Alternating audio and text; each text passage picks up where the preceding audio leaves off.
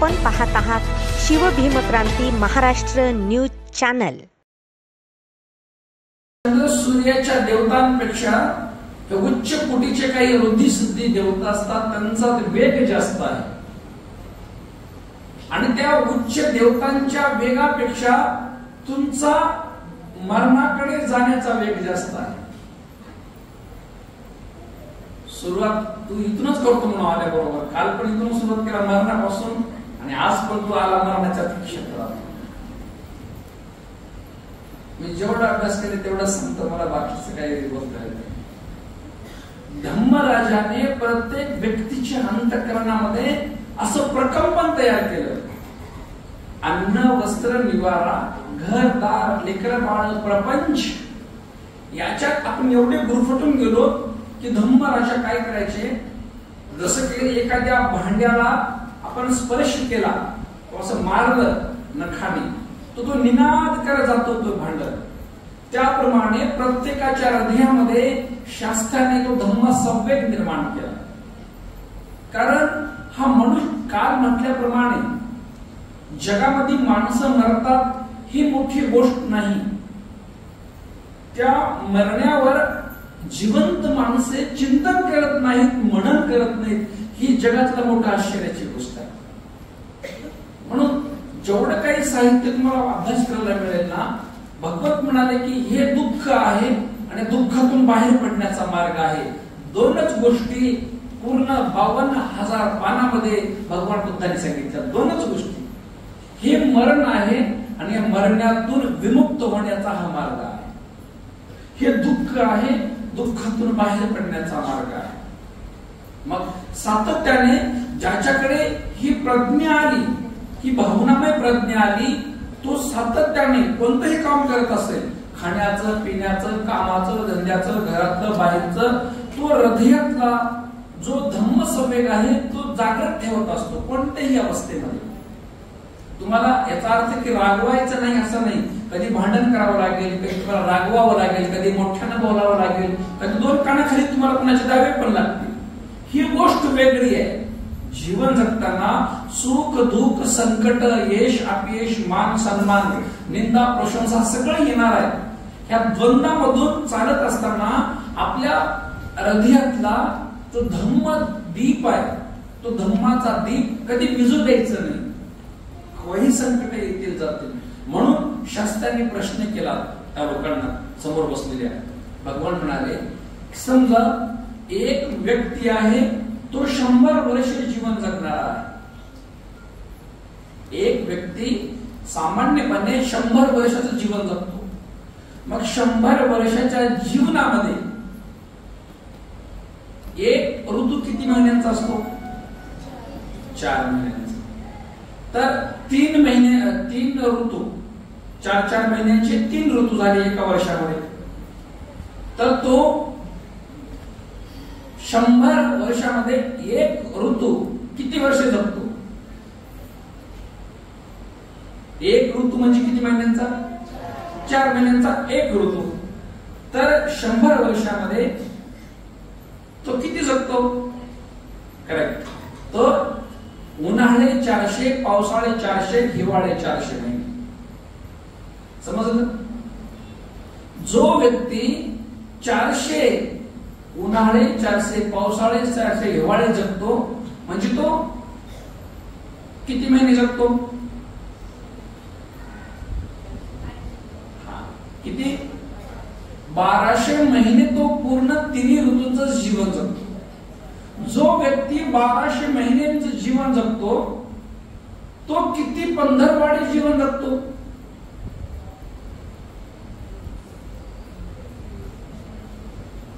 साधू काय त्याचे निम्म करायचे आपल्याला?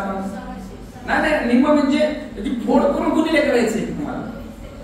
हा, जो व्यक्ती 1200 महिने जीवन जगतो तो व्यक्ती 2400 पंधरवाडे जीवन जगतो। जो व्यक्ती 2400 पंधरवाडे जीवन जगतो तो किती रात्री जीवन जगतो, म्हणजे किती रात्र तो पाहू शकतो। 2400 गुणिले 15 असं म्हटलेलं आहे. तो 36,000 रात्री जीवन जगतो. जो व्यक्ती 36,000 दिवस किंवा रात्र जीवन जगतो तो 2 वेळा जेवण करतो जनरली सामान्यपणे. तर तो 36,000 दिवसामध्ये किती वेळा जेवण करतो? किती वेळा? 2 वेळा. तर किती झालं 36,000चं? दुगुणिले 2 72,000 वेळा.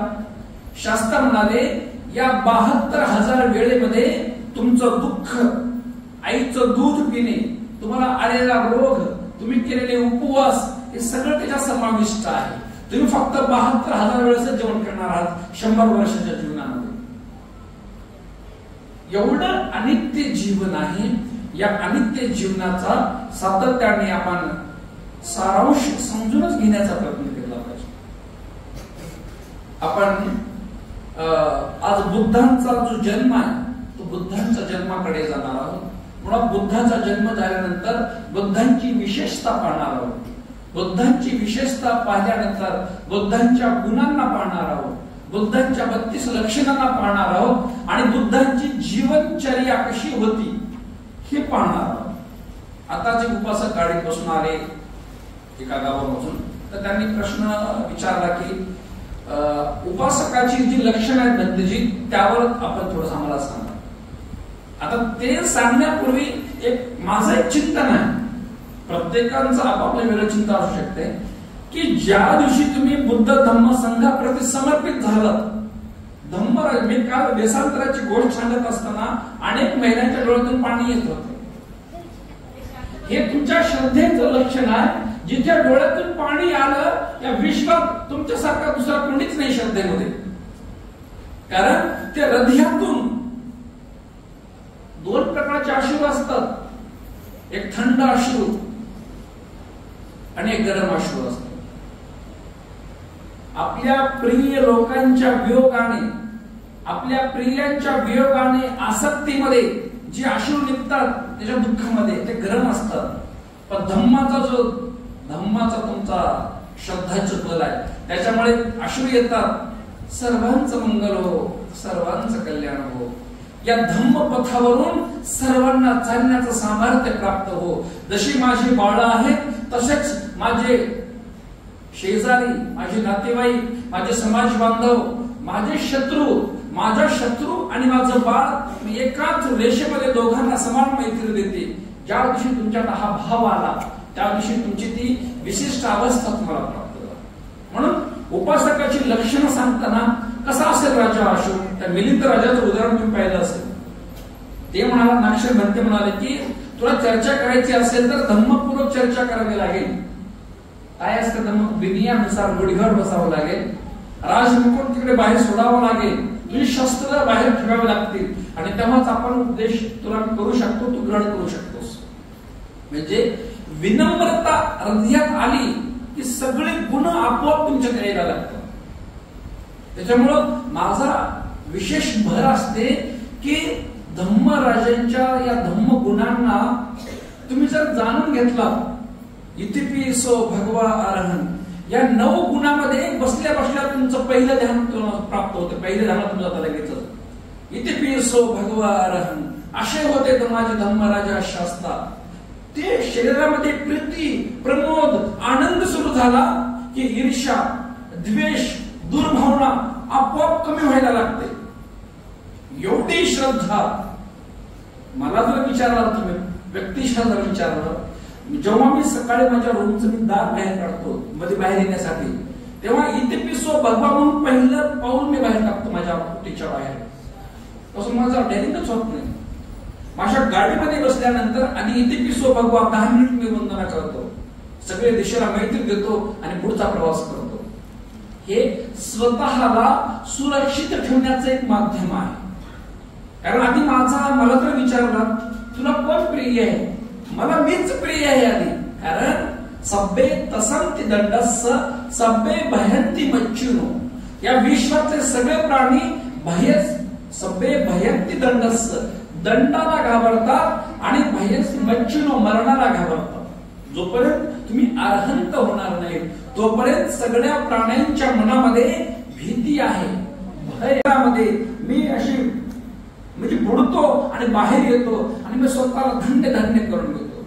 या धम्मराजाची ही शांती, ही श्रद्धा, हे धम्म बल तुमच्याही अंतःकरणात प्राप्त व्हावं म्हणून कमी वेळेमध्ये आपल्याला जास्तीत जास्त माहिती गोळा करायची. असं म्हटलेलं आहे की जेव्हा या पृथ्वीचा उदय होत असतो आणि उदय होऊन पूर्ण पृथ्वी ही विकसित होत असते आणि विकसित होताना 3 प्रकारचे कोलाहल म्हटलेले आहे. कोलाहल म्हणजे मोठ्या मोठ्या गर्जना, कोलाहल 3 म्हटलेले. कल्प कोलाहल, बुद्ध कोलाहल आणि चक्रवर्ती कोलाहल. म्हणजे कोलाहल म्हणजे भव्य गर्जना, म्हणजे कल्प कोलाहल. कल्प म्हणजे आता हा महाभद्र कल्प चाललेला आहे. हा कोणागमन, ककुसंद आणि काश्यप हे 3 बुद्ध होऊन गेले. 4थे भगवान गौतम बुद्ध आणि 5वे आहेत येणारे आर्य मैत्री बुद्ध. हे एकाच कल्पात होऊन गेले जाणार आहे 5वे. जे हा कल्प कोलाहल, कल्प म्हणजे तुम्हाला म्हटलं किती मोठा कल्प आहे काल मी सांगितलं. कल्प म्हणजे इथून चुडाव्यापर्यंत लांबीला, रुंदीला आणि खोलीला एक गोदाम बांधलेला आहे. लांबी, रुंदी आणि खोली चुडाव्यापर्यंत. आणि तो एवढा मोठा गोदाम पूर्ण मोहऱ्यांनी भरलेला आहे, सरसूंनी भरलेला आहे. 100 वर्षाला एक मोहरा बाहेर काढली आपण. 100 वर्षाला एक मोहरी त्याच्यातली. जेव्हा चुडाव्यापर्यंतचा गोदाम संपेल तेव्हा एक कल्प संपतो. म्हणजे तुम्ही शब्दामध्ये व्याख्यात करू शकत नाही की अमुक एवढी वर्ष होतात म्हणून. तुम्ही म्हणून किती म्हणणार आहात? कोटी, 10 कोटी, अब्जे, खरब, जे काही आहे त्याच्या पुढे काय शब्द आहे आपल्याकडे? म्हणजे जेवढा संपायला, हा मोहऱ्या संपायला जेवढा वेळ लागतो तेवढा पूर्ण कल्प असतो. एवढा मोठा कल्प. असं म्हटलेलं आहे की हा कल्प सुद्धा संपत असतो, मरत असतो. हा कल्प जो आहे ना, कल्प म्हणजे याचं पृथ्वीचं आयुर्मान, या चक्रवालांचं आयुर्मान हे संपत असतं. आता कसं म्हटलं अभिधम्मामध्ये किंवा पालीमध्ये की आता हा सूर्य जो आहे, हा सूर्य, काही सूर्य बालवयामध्ये आहेत, काही सूर्य मध्यम वयामध्ये आहेत, काही सूर्य नष्ट होण्याच्या मार्गावर आहेत. हे सगळं ब्रह्मांडाचं असं विश्लेषण केलं धर्मराजाने. मग हा जो कल्प आहे, हा कल्प नष्ट होणार असतो. एक अग्नीने, एक पाण्याने आणि एक वायूने. हे पृथ्वी, हा ब्रह्मांड, त्याची वेळ संपली की तो नष्ट होणार असतो. पण शास्त्र असं म्हणाले की पृथ्वी किंवा हा ब्रह्मांड जरी नष्ट झाला तरी सुद्धा आपलं चित्त नष्ट होत नाही. माऊल्यांनो, आपलं जी मन तयार झाले ना, ती मन नष्ट होत नाही. तुम्हाला अंतिमतः अरहंत अवस्था प्राप्त झाल्यासच तुमचं चित्त पूर्ण नष्ट झालं. नथिदानी पुनर्भवम, पुन्हा त्याला जन्म नाही, ती अरहंत अवस्था. मग हा कल्प नष्ट होताना ब्रह्मांडापर्यंत नष्ट होतं. वायू एवढा आता समजा अग्नीने नष्ट होणार आहे, तर अग्नीने नष्ट होता होता पहिला सूर्य निघतो. पहिला सूर्य आहे नष्ट, हा कल्प नष्ट होणार असेल तर काही वेळेला दुसरा सूर्य निघतो. दुसरा सूर्य निघता निघता छोट्या मोठ्या नद्या आटायला लागतात. तिसरा सूर्य निघता निघता हळूहळू पृथ्वीवर, आपण तर दुसऱ्या सूर्याला पृथ्वी नष्ट होते, मनुष्य प्राणी. पण जेवढे काही पाणी असेल, त्याच्यात आर्द्रता असेल, ओलावा असेल, हे क्रमशः 7वा सूर्य निघालेला पूर्ण ब्रह्मांडाला आग लागते आणि पूर्ण ब्रह्मांड जळून नष्ट होते. पण इथली व्यक्ती, त्याचं चित्त या 31 लोकातला एक विशिष्ट लोक आहे, त्या ठिकाणी ते राहतात. पहा, आणि जेव्हा पृथ्वीचा उदय होतो, पृथ्वीचा उदय झाल्यानंतरही तिथून पुन्हा मग एकेकाचं चित्त पृथ्वी तलावर येता मग मनुष्यांची, प्राण्यांची निर्मिती होत असते. अग्नीने, पाण्याने आणि वायूने. पाण्याने म्हणजे ब्रह्मांडापर्यंत पाऊस सारखा पडत राहतो, पूर्ण पृथ्वीचे सगळे प्राणी मरत असतात. आणि वायूने म्हणजे हिमालय परत सुद्धा उडून जातो त्या वायूमध्ये, हिमालय सुद्धा थांबत नाही, तेवढा वेग असतो वाऱ्याचा. मग हा कल्प कोलाहल जे म्हटलेला आहे, तर कल्प कोलाहल म्हणजे हा कल्प नष्ट होण्यापूर्वी 1,00,000 वर्षापूर्वी, कल्प पृथ्वी नष्ट होण्यापूर्वी जे सम्यक चातुर महाराजिक देवता असतील, याम देवता असतील, तुषित असतील, तावंतीस असतील, हे देवता लोकांना 1,00,000 वर्षापुढचं कळत असतं आणि ते घोषणा करतात, ही पृथ्वी तलावरल्या माणसांनो सावधान राहा, सत्कर्म पुण्यकर्म करा आणि तुम्हाला आता कल्प नष्ट होणार आहे. मग सगळे प्राणी मात्र काय करतात, मैत्री भावना करायला लागतात, प्रेम भावना करायला लागतात. याप्रमाणे हा कल्प कोलाहल म्हटलेला आहे. पुन्हा काय म्हटलेलं आहे, बुद्ध कोलाहल. बुद्ध म्हणजे भगवान बुद्धनं जन्माला येण्यापूर्वी 1,000 वर्ष ती सम्यक देवता. आता देवता याचा अर्थ ते सुद्धा प्राणी आहेत, ते सुद्धा व्यक्ती आहेत आणि ते सुद्धा मरणारे आहेत. आपण हिंदू धर्माची फिलॉसॉफी काय सांगते, देव ईश्वर जो आहे तो या पृथ्वीचं अथवा ब्रह्मांडाचं संचलन करतो, सगळ्यावर आपलं प्रभुत्व ठेवतो. पण धम्मराजा बुद्धाने या ब्रह्मांडाला आपल्या ज्ञानाने, आपल्या प्रज्ञेने जाणलं, या 31 लोकातले सगळे प्राणी मरणधर्मी आहेत आणि ते मरणार आहेत. कुणीही इथे नित्य नाही आणि कुणी या जगाचा करता करविता नाही असं आहे. म्हणून ते जे प्राणी जरी त्यांचं थोडं वय जास्त असलं तरी ते सुद्धा मरणारे आहेत. म्हणून 1,000 वर्षापूर्वी संपूर्ण या कल्पामध्ये, जम्बूद्वीपामध्ये घोषणा केली जाते की आजपासून बुद्ध उत्पन्न होणार आहे. 1,000 वर्षाला तुम्ही पुण्यकर्म करा, जेणेकरून तुम्हाला त्या बुद्धांचं दर्शन प्राप्त होईल. आणि शेवटी तिसरा एक कोलाहल म्हटलेला आहे, त्याला म्हटलेला आहे चक्रवर्ती कोलाहल. चक्रवर्ती राजा कशा असतो, ग्रंथामध्ये उदाहरण दिलंय.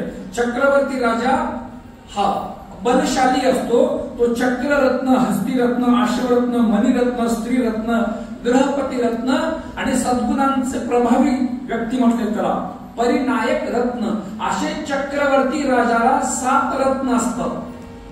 त्या 7 रत्नांचा तो स्वामी असतो. त्याच्यातले चक्ररत्न आहे नंबर 1 राजाचं चक्रवर्ती. ते चक्र बिना दंडाने, बिना शस्त्राने पूर्ण पृथ्वीवर फिरत असतं. ज्या देशामध्ये चक्रवर्ती राजा जन्माला आलेला असतो त्याचं वेगळं वैशिष्ट्य असतं, कारण चक्रवर्ती राजा म्हणजे धार्मिक, सदाचारी असतो आणि प्रजेचं हित पाहणारा असतो. आणि चक्रवर्ती म्हणजे ज्याचं पुण्य तो सामर्थ्य घेऊन आलेला असतो, सगळ्याला हे चक्र प्राप्त होत नाही. मग ते चक्र पूर्ण पृथ्वी तलावर असं फिरत जातं आणि ज्याच्या नगरीत गेलं, ज्याच्या राज्यात गेलं, तिथला राजा फक्त हात जोडतो. हे चक्रवर्ती, आम्ही तुझ्याशी सहमत आहोत, तुझ्या राज्यासोबत आमचं राज्य असू दे, आम्हाला युद्ध करायचं नाही. म्हणजे तो चक्रवर्ती राजा पूर्ण विश्वामध्ये धर्माचं राज्य, धम्माचं राज्य, सधम्माचं राज्य, माणुसकीचं, नीतिमत्तेचं राज्य तो स्थापन करत असतो. त्याला काय म्हटलेलं आहे, चक्रवर्ती. मग चक्रवर्ती राजा जन्मण्यापूर्वी 100 वर्षाला पूर्ण जगामध्ये घोषणा होत असते. ठीक आहे, अशा प्रकारे 3 कोलाहल म्हटलेला आहे. मग मी तुम्हाला गोष्ट काल सांगितली वेसांतराची. वेसांतराने तेवढं महादान दिल्यानंतर तो वेसांतर राजा इथून मृत्यू पावल्यास तुषित दिव्य लोकांमध्ये जातात. तुषित दिव्य लोकांमध्ये, आणि तुषित दिव्य लोकात ते ध्यान करतात. मग त्याच्या आजूबाजूचे सगळे जे मित्र आहेत त्यांची देवता गतीला गेलेले, तर ते सतत म्हणतात की हा पुरुष, हा महापुरुष बुद्ध बीज आहे, याच्यात बुद्धाचं बीज पडलंय आणि याच कल्पामध्ये काही दिवसाला खाली जाऊन बुद्ध पद प्राप्त करणार आहे. म्हणून ते सगळं सांगतात, इथे येऊन सांगतात, तिकडे सांगतात 1,000 वर्षापूर्वी. आणि ज्यांचं पुण्यकर्म आहे ते आपोआप काय करतात, त्याच्या सोबत प्रत्येक तलावर येतात जन्माला, कारण त्यांना पण अरहंत व्हायचंय, जीवन मुक्त व्हायचंय.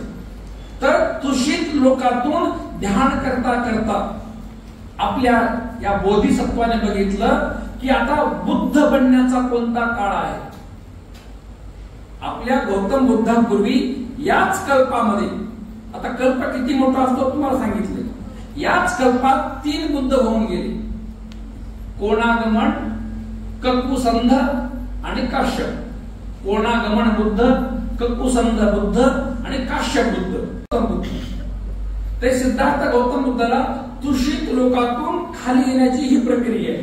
ते ध्यान करताना असे पाहतात, काय पाहतात की आता मला पृथ्वी तलावर जन्माला यायचंय. तेव्हा बुद्धाचा धम्म अस्तित्वात नसतो. पूर्वीच्या बुद्धाचा तो पूर्णपणे नष्ट झालेला असतो. जर तो धम्म चालू असेल तर ह्यांना येण्याची गरज नाही ना. मग आज कोणी म्हटलं की मी आज समजा कोणी आला म्हणला सुंदर गोरापान व्यक्ती मोठा 7-8 फुटाचा, मी बुद्ध आहे म्हणला, काय फरक पडला? अरे तू बुद्ध आहेस की नाहीस? आज बुद्धाचा धम्म जिवंत आहे, बुद्धाचं शासन जिवंत आहे, त्रिकुटक जिवंत आहे आणि बुद्धांचे धातू पण जिवंत आहे. जिवंत म्हणजे जगात आहे. मग तू काय म्हणतो मी बुद्ध आहे म्हणून? तुझी आवश्यकता नाही. जेव्हा बुद्ध हा शब्द लोकांना ऐकावयास येत नाही, चैत्य स्तूप सगळं क्रमशः नष्ट झालेलं असतं, तेव्हा बुद्ध विश्वात येत असतात. तेव्हाच त्यांना गरज असते जगाचं कल्याण करण्यासाठी. मग तुषित लोकातून आपल्या बोधिसत्वानं बघितलं की माझ्या जन्माची कधी वेळ असेल, माझ्या जन्मासाठी कोणता देश चांगला असेल, माझं कुळ कोणता असेल, माझी आई कोणती असेल आणि माझं म्हणजे ते आयुष्य किती असेल. बघा त्याच्यात म्हटलेलं आहे की माझ्या जन्माची वेळ कोणत्या पृथ्वीवर घेण्याची, तर जेव्हा माणसांचं वय 1,00,000 वर्षाचं असतं तेव्हा बुद्ध जन्माला येत नसतं. कारण तेव्हा माणसामध्ये दुःख, अनित्य आणि अनात्म हे धम्माचे 3 लक्षण आहेत. दुःख, अनित्य, अनात्म.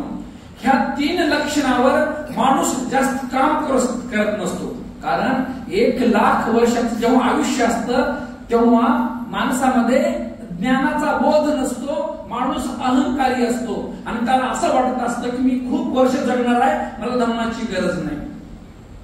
आणि 100 वर्षापेक्षा खालचं वय पण नसतं. कारण 100 वर्षापेक्षा खालच्या जर आता काय होणार माहितीये का? हे 100 आधी बुद्धांच्या काळात 120 वर्षांचं आयुष्य होतं. 100 वर्षाला 1 वर्ष कमी होत गेलं.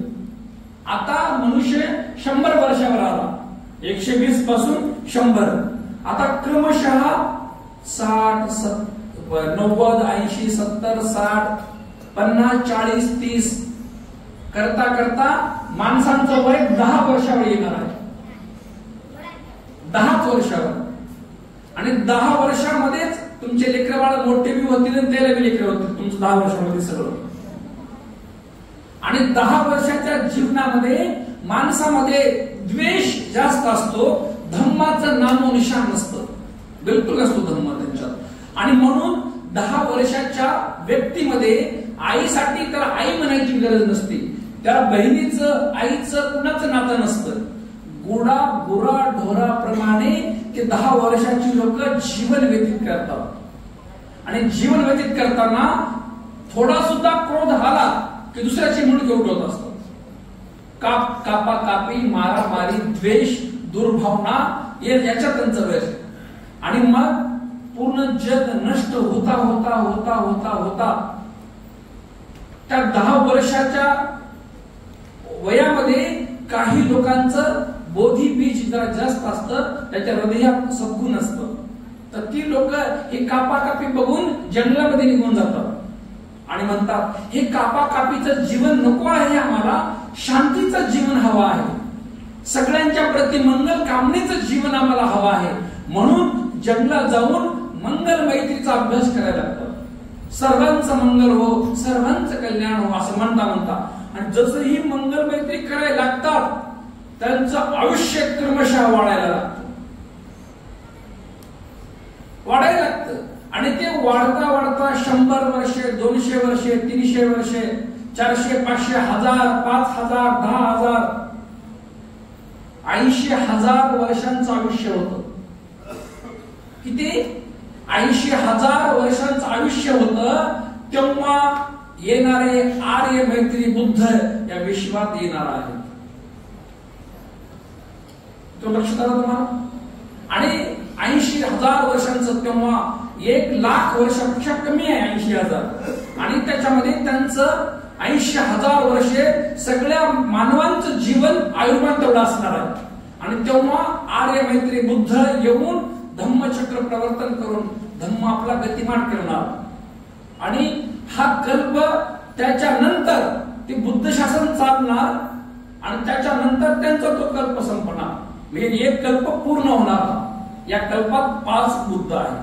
अशा प्रमाणे जो बोधिसत्व असतात ते बघतात की मला इथे कधी जन्माला यायचे, माणसांचा वेळ कधी असेल आणि देश कोणता असेल, देश तर तो देश जम्बूद्वीपच असेल. हा पाली साहित्यात काय म्हटलंय, प्रथमेचा मध्य म्हणजे मनुष्याची जी बेंबी आहे आपली ती सेंटर पॉइंट आहे, मध्य आहे आपला. त्याप्रमाणे त्या पृथ्वीचा मध्य काय असेल तर तो जम्बूद्वीप आहे.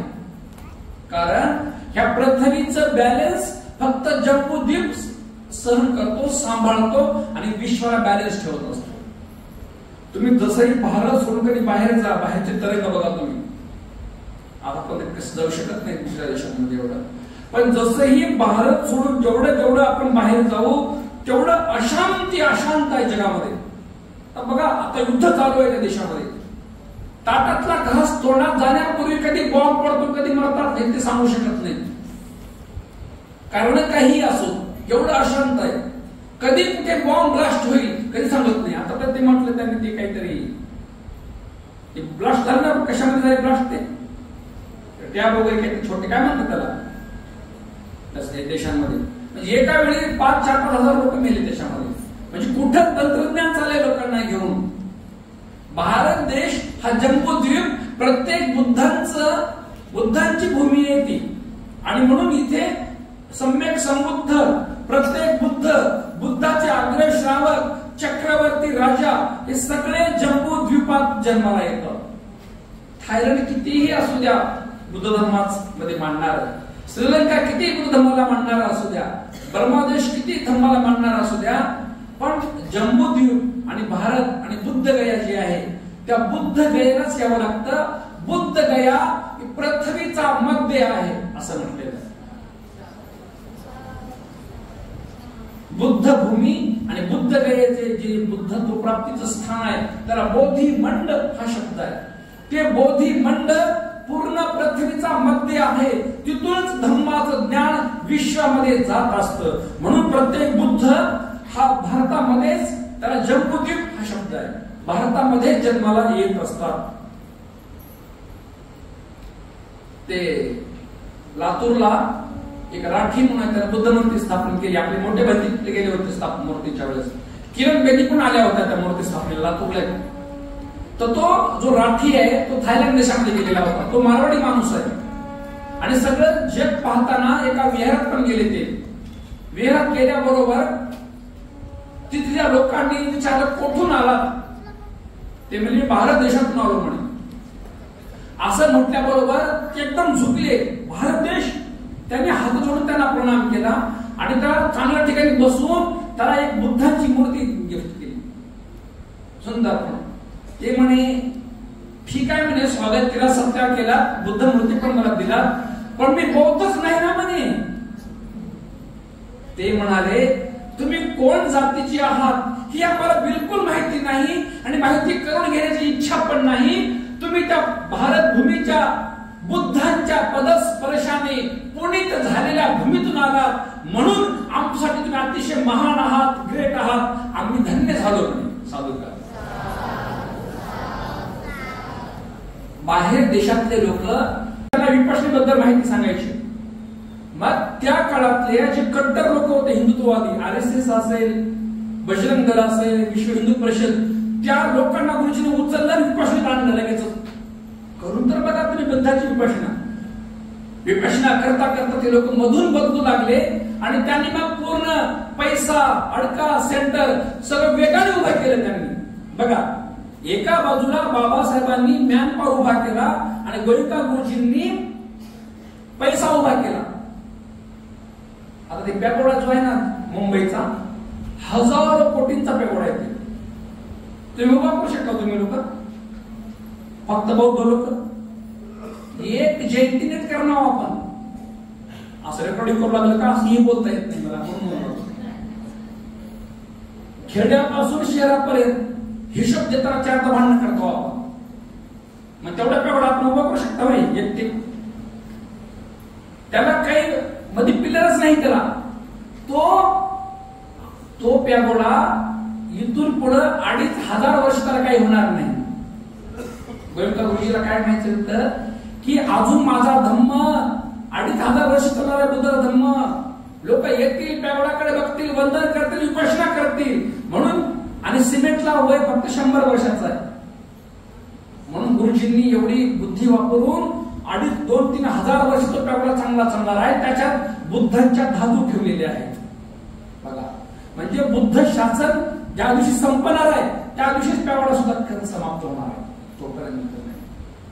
म्हणजे मी हे तुम्हाला सांगत होतो की बाबासाहेबांना इथे येऊन मनुष्य शक्ती आणि गोयंका गुरुजीने इगतपुरी असेल, पॅगोडा असेल, जास्त काम महाराष्ट्रात केलेलं आहे. आपल्या एवढे सेंटर भारतात कुठेच नाही महाराष्ट्र एवढा नाही. आणि गुरुजींचं असं म्हणणं आहे की भारतातून धम्म नष्ट होताना सगळीकडून धम्म नष्ट होईल आणि शेवटी इथून नष्ट होईल महाराष्ट्रामधून. कारण धम्माला सांभाळणारे लोक हे होऊ लागले. ही लोक म्हणजे एवढी धम्माची दूरदृष्टी असते. धम्म हा अदृश्य आहे, पण धम्म हा एकदम कॉम्प्युटर सारखं काम करणारा धम्म प्रत्येक. म्हणून बोधिसत्वाला इथे यायची वेळ सुद्धा महत्वाची असते, कधी यावं लागत असते. ते येऊन कोणतं काम करायचे ही पण वेळ ठरलेली असते. बघा 1900 म्हणजे बुद्ध शासन 1954ला 2500 वर्ष पूर्ण झाले. 1954ला कम्प्लीट 2500 वर्ष. तर तुम्ही ब्रह्मादेशात जर गेलात तर त्यांच्या कबरीवर खोदलेलं आहे, त्यांच्या समाध्यावर, कबरीवर, स्मशानभूमीत की 1954ला 2500 वर्षे पूर्ण होणार आहेत. आणि त्याच्या पूर्वी आम्ही जे धम्मासाठी काम केलं असेल त्याच्या तेजाने आम्हाला भारत भूमीत जन्म प्राप्त व्हावा. बघा कशी संकल्पना लोकांची. मग कोणाला माहित एवढ्यापैकी कोण कोण पुण्यवान आहे? निश्चित पुण्यवान आहात, म्हणून तुम्हाला बुद्धाचा शुद्ध धर्म प्राप्त होत असतो. म्हणून तो आपल्यापैकी कोण कुठून आलेला आहे बीज घेऊन हे आपल्या कुणाला माहिती नाही, पण बीज आपल्या हृदयात पडलंय ही गोष्ट खरी आहे.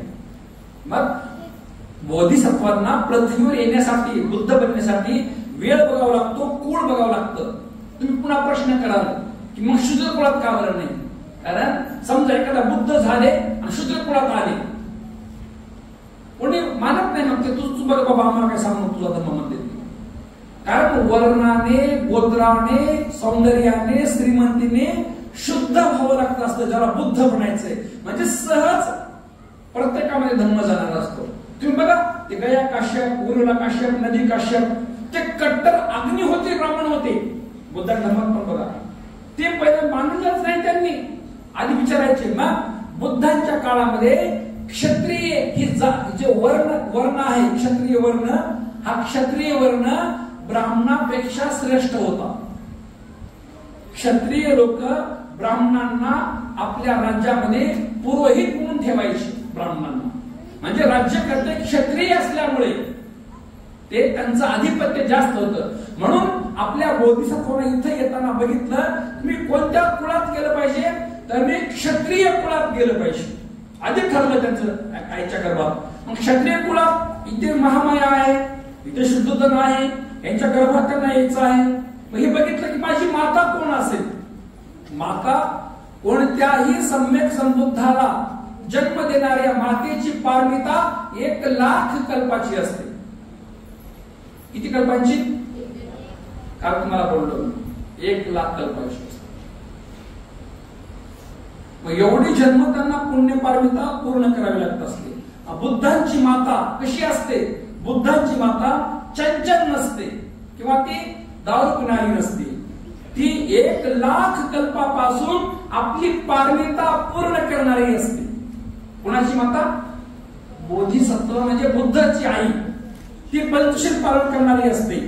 आणि तिचं आयुष्य 10 महिने 7 दिवसांचं असतं. कारण कोणताही बोधिसत्व जेव्हा गर्भात येतो तेव्हा आईच्या गर्भात तो 10 महिने राहतो. 10 महिने. सर्वसामान्य व्यक्ती किती राहतात? 9 महिन्यापर्यंत.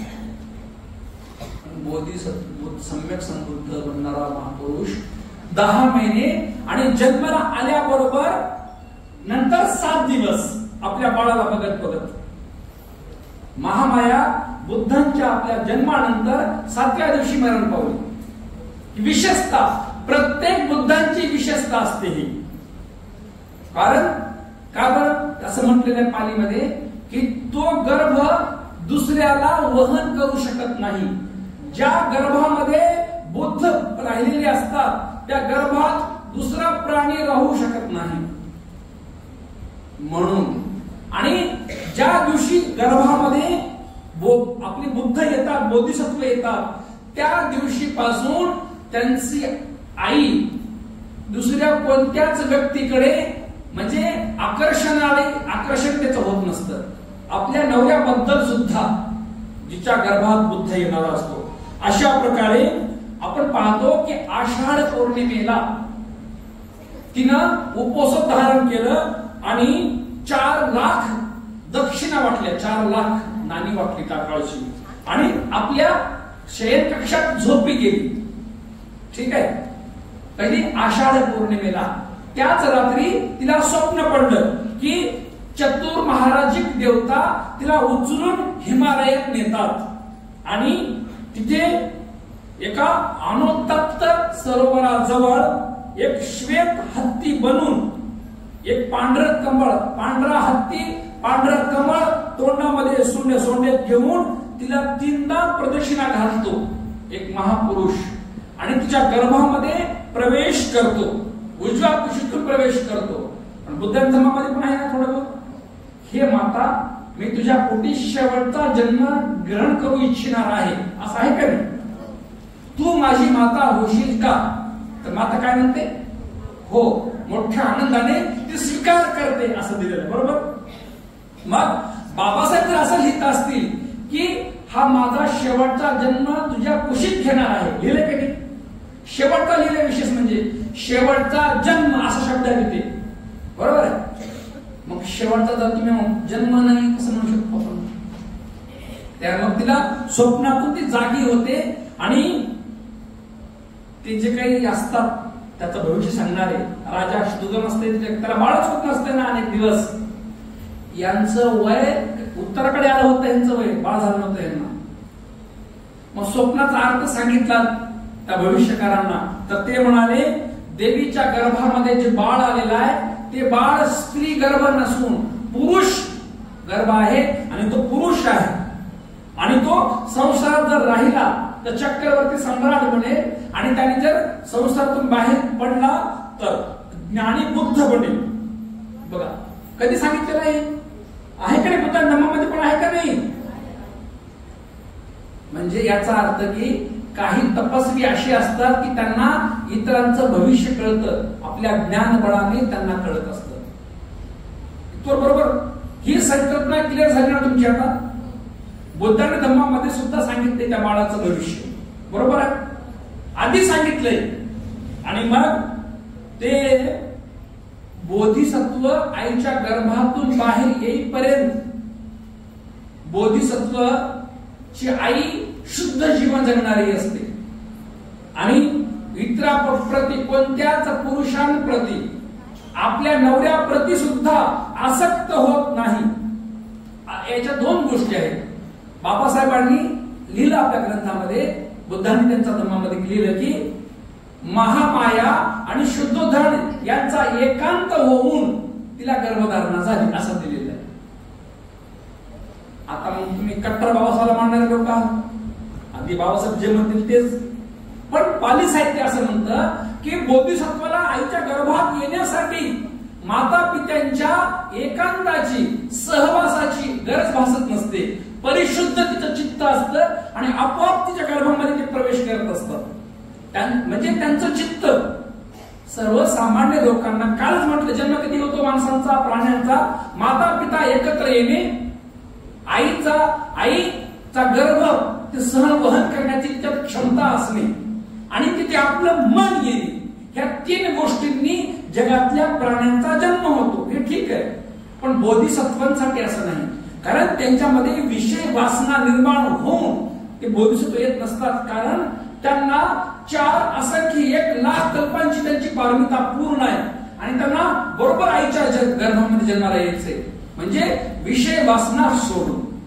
म्हणून ती बोधिसत्वांची आई. आता मी बाबासाहेबांच्या शब्दांना असं म्हणून नका, अर्थ काढू नका बाबासाहेब शब्दाला तो कापत आहेस का म्हणून. ते 2 भिन्न मार्ग आहेत, कोणताही स्वीकार करा.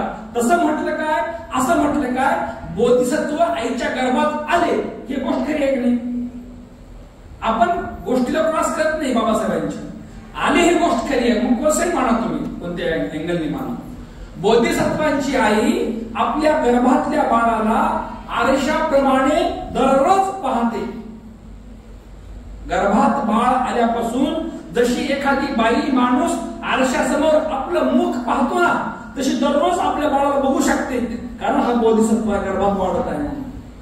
किती वाढू लागला, कसा वाढू लागला, हे सगळं महामाया पाहते. महामाया सुखी आणि निरोगी असते 10 महिन्यापर्यंत. थोड्या वेळासाठी सुद्धा ती रोगी बनत नसते, ती दुःखी बनत नसते. गर्भात बाळ, पराक्रमी बाळ आल्यामुळे तिचं सर्वांग शरीर तेजस्वी असतं, चमकत असतं आणि सतत प्रसन्न असते ती. हा गर्भ फक्त एकट्या बुद्धासाठी असतो, दुसरा प्राणी त्या गर्भात राहू शकत नाही. हे महामायेचं वैशिष्ट्य आहे. आणि महामाया बुद्धांच्या जन्मानंतर 7व्या दिवशी मरते आणि तुषित लोकात जन्माला येते. तुषित लोकात 6 देवतागत्या 6 आहेत. 6 देवतागत्या.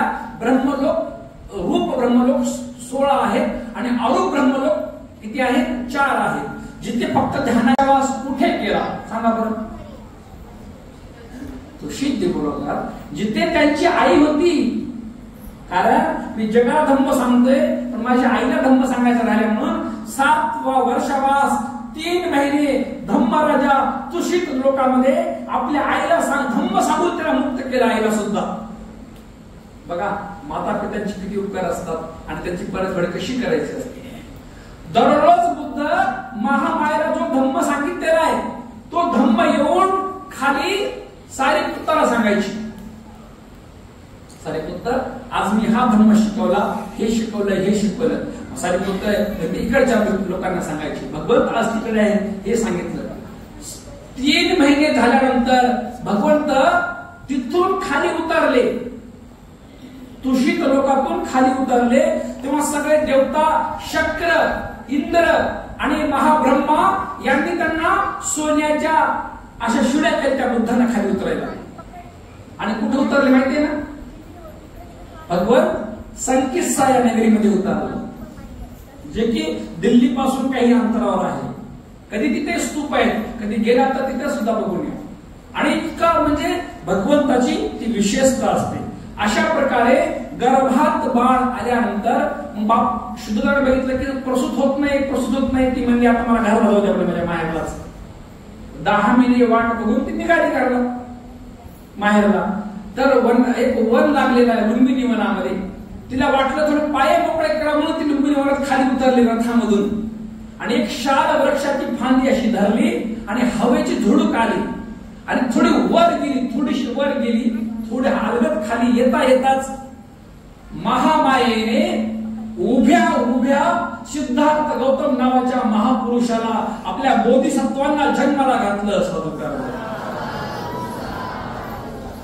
आणि त्यांना सम्यक देवता त्यांना अलगत खाली घेतात बघा.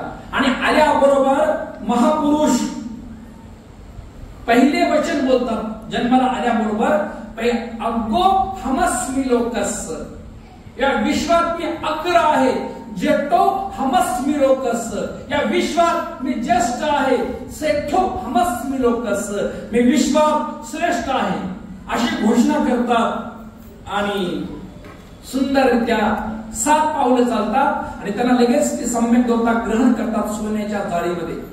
आणि त्यांना आपोआप 2 जलधारा वरून येतात महामायेला शुद्ध करण्यासाठी आणि आपल्या बोधिसत्वांना शुद्ध करण्यासाठी. त्याच्यात काय म्हटलेलं आहे, दुसरे प्राणी जन्माला येताना त्यांच्या अंगाला गर्भाचा मळ लागतो, घाण असतात, पण बोधिसत्व आईच्या गर्भातून बाहेर येताना परिशुद्ध मोती असतो, मोती हिरे माणिक मोत्याप्रमाणे शुद्ध जन्माला येतात. त्यांच्या अंगाला कोणतीच घाण लागत नसते. जसा एखादा मणी असतो शुभ्र मणी, त्या मण्यामधून एखादा दोरा आपण टाकतो ना, तर तो मणी बाहेरून दिसतो. त्याप्रमाणे बोधिसत्व सुंदर अशी जन्माला येतात, तरी पण घाण जरी लागली नसली तरी एक थंड पाण्याची गरम पाण्याच्या धारा बोधिसत्वांना आणि महामायेला स्वच्छ करतात, त्यांना स्वच्छ करतात आणि तिथून ते वापस येतात. वापस आल्याबरोबर त्यांचं ते रूप सगळं बघून, कारण आधीच घोषणा झालेली आहे, घरात राहिला तर चक्करवरती, बाहेर पडला तर सम्यक संबुद्ध. आणि हे पाहता पाहता त्यांच्या ते ऋषी आलेले असतात, असित मुनी वगैरे काहीतरी म्हटलेलं आहे, त्याला काल देव पण म्हटलेलं. तर ते बघतात, कारण त्यांना ते ध्यान काय, असित मुनी ध्यान 8 ध्यानप्राप्त व्यक्ती आहे आणि सगळ्या अंतरिक्षामध्ये बुद्ध बुद्ध बुद्ध जयघोष चालू आहे. त्याला वाटलं बुद्ध इथे कुठे जन्माला आलेला आहे बाबा, आपण बघायला गेलं पाहिजे. तर येतात राजवाड्यात आणि त्या शुद्ध धनाचे ते म्हणजे धार्मिक विधी करणारा तो महाराज तपस्वी आहे. ते येतात, राजा तुझ्या घरी एक दिव्य बालक जन्माला आलेला आहे, बरोबर आहे, असं काय कुटुंबामध्ये तुझ्या घरी दिव्य बालक जन्माला आलेला आहे, त्याला मला पाहायचंय. ते असं आणतात आणि पाहतात. आता हा उल्लेख काही कसा बुद्धाच्या धर्मामध्ये, तर राजा काय करतो, त्या आसिफ मुनीच्या पायाजवळ त्याला ठेवायला बघतो.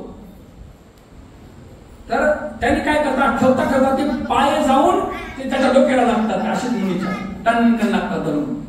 तर ते म्हणतात थांबा, खाली ठेवू नका, माझ्या शरीराचे 7 तुकडे होतील म्हणे जर माझ्या पायावर ठेवलं तर. 4 असंख्य 1,00,000 कल्पाच्या पारणीवाला तेजस्वी पुरुष आहे म्हणे, हा बुद्ध बनणारा महापुरुष आहे, त्याला उंच ठेवा. असं म्हटल्यास बाप पुन्हा वंदन करतो, पहिल्यांदा शुद्ध राजा त्या बाळाला वंदन करते, आपल्या जन्मलेल्या बाळाला. आणि मग ते लहानाचे मोठे होतात. ते 6-7 वर्षाचे असताना शेतामध्ये ते सण असतो, वप्रमंगल काय तर म्हटलेलं, म्हणजे राजाला स्वतः पेरणी करावी लागते आषाढामध्ये. आणि ते 7 वर्षाचे असताना सगळे लोक तिकडे पेरायला गेले. ते राजा कसा पेरतो हे बघायला सगळी त्या दाशा होत्या, दाशा बाळाजवळ ठेवलेल्या दाशा, त्या तिकडे गेल्या बघायला. ते गुंग झाले तिकडे बघायला. तरी बाळ उठलं आणि हे बाळ ध्यानात बसलं आणि ध्यानात तेव्हा पहिले ध्यान त्यांना प्राप्त झालं. तर त्या झाडाखाली पहिले जांभळाच्या झाडाची सावली तशीच राहील त्यांच्या तेजाने. अशा प्रकारे अनेक तेव्हा राजा दुसऱ्यांदा वंदन केलं. अशा प्रकारे बोधिसत्वांची विशेषता आहे, असा त्यांना जन्म प्राप्त होतो. तर राजाने आधीच महाल बांधून ठेवले होते, बाळ जन्माला येणार आहे म्हणून. कोणत्याही माय बापाला असं वाटतं की माझं बाळ घरात राहिलं पाहिजे, खाल्लं पिलं पाहिजे, लग्न केलं पाहिजे, प्रपंच केला पाहिजे, हे सगळं केलं पाहिजे आपल्या बाळाने. गोष्टींबद्दल आकर्षण निर्माण करणे हे शुभ लक्षण आहे, म्हणजे त्याच्यामध्ये काही दोष नाही असा विचार करणे. पण अशुभाची भावना दिलेली आहे आपल्या ग्रंथांमध्ये. अशुभ म्हणजे इथे पवित्र काहीच नाही. देहापासून, शरीरापासून, प्रत्येक सर्वांगापासून कायो जुगोच्छो सकलो दुगंदो गच्छन्ति सब्बे मरणंग अहंच. अशा प्रकारे त्यांनी अशुभ बघितलं. जेव्हा त्या मुली कोणी नाचलं, कोणी गाणे म्हणाले, कोणी वाद्य वाजवलं आणि जेव्हा ते रात्री 12, 1, 2च्या नंतर उठले तेव्हा त्या मुली थकलेल्या अवस्थेत झोपलेल्या होत्या. आणि मग ते झोपच आहे ना, झोपेमध्ये ज्याच्याकडे विपश्यनेचं बल नसेल, जो विपश्यना आनापानावर प्रभुत्व करत असेल, ती व्यक्तीला म्हणजे झोप व्यवस्थित येत नाही. मग ते घोरण्यांपासून, जांभळ्या देण्यांपासून, मग झोपेमध्ये दात करा वाजवण्यापासून, इकडून लाळ गळण्यापासून, हे म्हणजे शरीरावर आपलं प्रभुत्व राहत नाही. त्याच्यासाठी जेव्हा अनपण कराल, उपोषित कराल, विपश्यना कराल, तेव्हा हे मन शुद्ध व्हायला लागते. आणि शुद्ध होऊ लागलं की प्रत्येक इंद्रियावर आपलं प्रभुत्व, प्रत्येक इंद्रियावर प्रभुत्व लागतं. त्याने बघितलं की एवढ्या सुंदर सुंदर मेकअप करून आलेल्या मुली, परंतु झोपल्यास किती यांची अवस्था आहे. तिथेच त्यांच्यामध्ये धम्म संवेग निर्माण झाला आणि लगेच ते काही कालावधीमध्येच त्यांनी सर्वस्वाचा त्याग केला. बाबासाहेबांनी आपल्याला दिलेला आहे, शक्य कोलियांचं युद्ध झालं पाण्यासाठी संघर्ष, आणि त्या संघर्षाच्या विरोधात नको म्हणाले ते संघर्ष, म्हणून त्यांनी घर सोडलेलं असं दिलेलं आहे. पण ज्यांना बोधिसत्व असतात, ज्यांना या जन्मात बुद्ध बनायचं असतं, त्यांची वेळ, त्यांचा काळ हा अगदी ठरलेला असतो. फक्त निमित्त मात्र त्यांना लागत असतं. म्हणून आपले बोधिसत्व आषाढ पौर्णिमेला ग्रह त्याग करून घराच्या बाहेर पडले. सर्वच बघा. आणि अनोमा नदीच्या किनाऱ्यावर त्यांनी आपले स्वतःचे केस कापले, आपली तलवार वगैरे काढली, त्यानं जे डोक्याचे केस कापले आणि जे शिल्लक राहिलेले केस होते वरचे जटा कापून, ते डोक्याचे केस उजवीकडे असे फिरले राहिलेले, जेवढे आता भागात शिल्लक आहेत ते उजवीकडे असे फिरू गोल गोल गोल त्याचे भोवरे बनले, असे राऊंड राऊंड राऊंड बनले. आणि ती केस, दाढीचे केस काढले, पूर्णच काढले. आणि ते त्यांच्या नंतर विशेषता आहे, बुद्धांची ती विशेषता आहे की ते केस पुन्हा डोक्याचे वाढलेही नाहीत आणि कमीही झाले नाहीत, आणि दाढीचे केस पुन्हा आलेच नाहीत. कारण या धम्मपित्याला 80 वर्ष जीवन लाभलं. त्यामुळे कोणत्याही सम्यक संबुद्धाचा हा गुण असतो की एकदा त्यांनी नैसर्गिक या विधी केल्या की पुन्हा पुन्हा आपल्यासारखं नाही दररोज 2 दिवसाला 3 दिवसाला बाबा आले सिंह आले असं नाही. त्यांचं स्थिर तेवढंच ठरलेलं असतं त्यांच्या गोष्टी. कारण ते एवढ्या 4 असंख्य 1 लाख कल्पांच्या पारमितेच्या जोरावर बुद्धत्वाचा साक्षात्कार केल्यानंतर त्यांना अनेक सकाळीपासून त्यांना कामं असतात. त्यांची दिनचर्या ठरलेली आहे बुद्धांची. आपण पुढच्या सत्रामध्ये घेऊया. सकाळी कितीला उठल्यापासून कितीपर्यंत काम करायचे हे सगळं. अशा प्रकारे पुन्हा त्यांना ते काढण्याची काही गरज उरली नाही. त्या केसांना त्यांनी आकाशात फेकलं. जेवढे पहिल्यांदा केस कापले तेवढ्याने आकाशात फेकलं आणि संकल्प केला, जर बुद्ध होणार असेल तरी केस आकाशामध्ये निघून जावेत वरच्यावर, आणि होणार नसेल तर हे खाली पडावेत. परंतु त्यांच्या तेजाने, जसं की बुद्धाने धम्मामध्ये पण दिले पात्रा संदर्भात त्यांच्या आहे ना, की बाबा मला जर बुद्धत्व प्राप्त होणार असेल तर हे पात्र प्रवाहाच्या विरुद्ध दिशेला जावं, आणि ते वेगाने त्या पाण्याला कापत कापत कापत असा आवाज आला, असं वेगाने विरुद्ध दिशेला गेलेलं पात्र ते.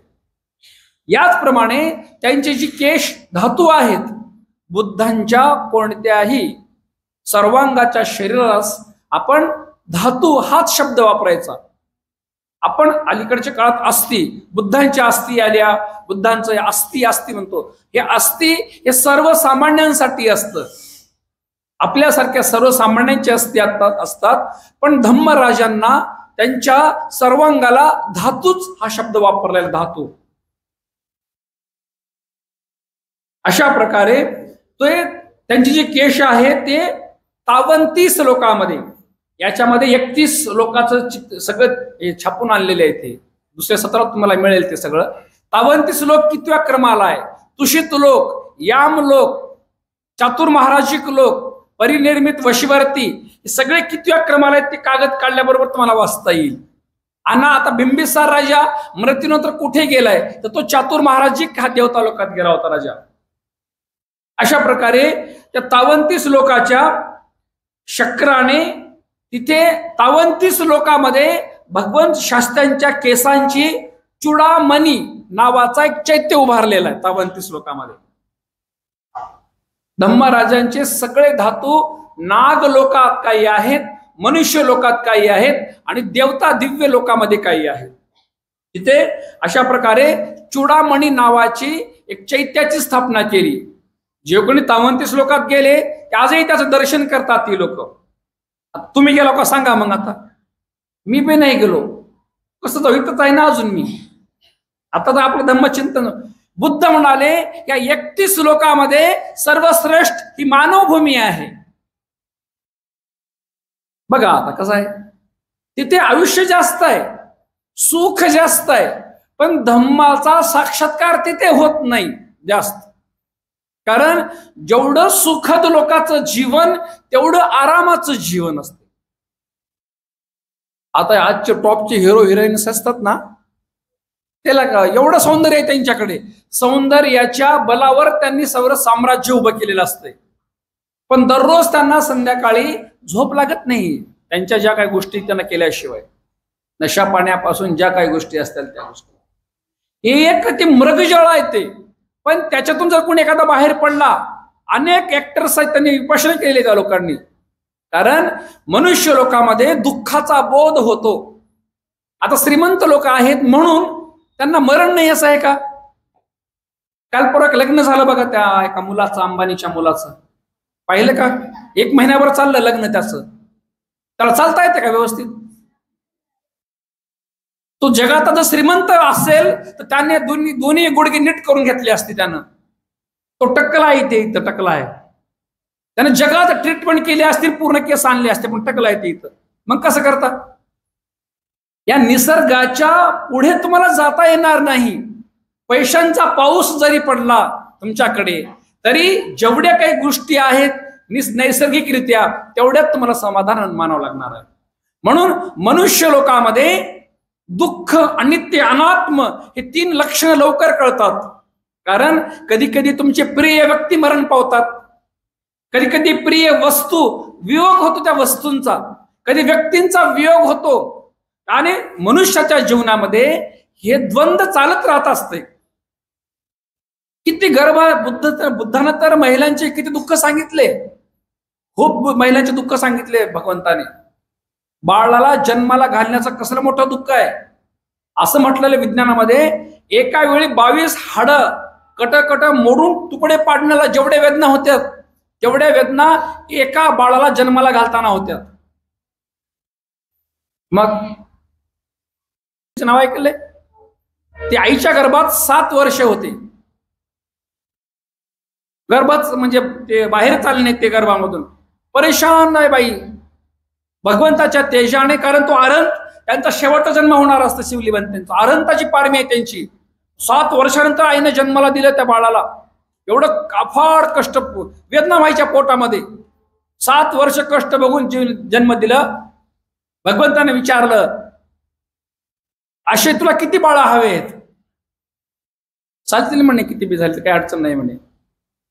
म्हणजे ते दुःख आहे हे माहिती आहे, पण माणूस कसं झाले, माणसांचं एखादा महारोगी असावा आणि महारोगी आपल्या हातांनी, आपल्या नखांनी त्या जखमांना तो खाजवावा.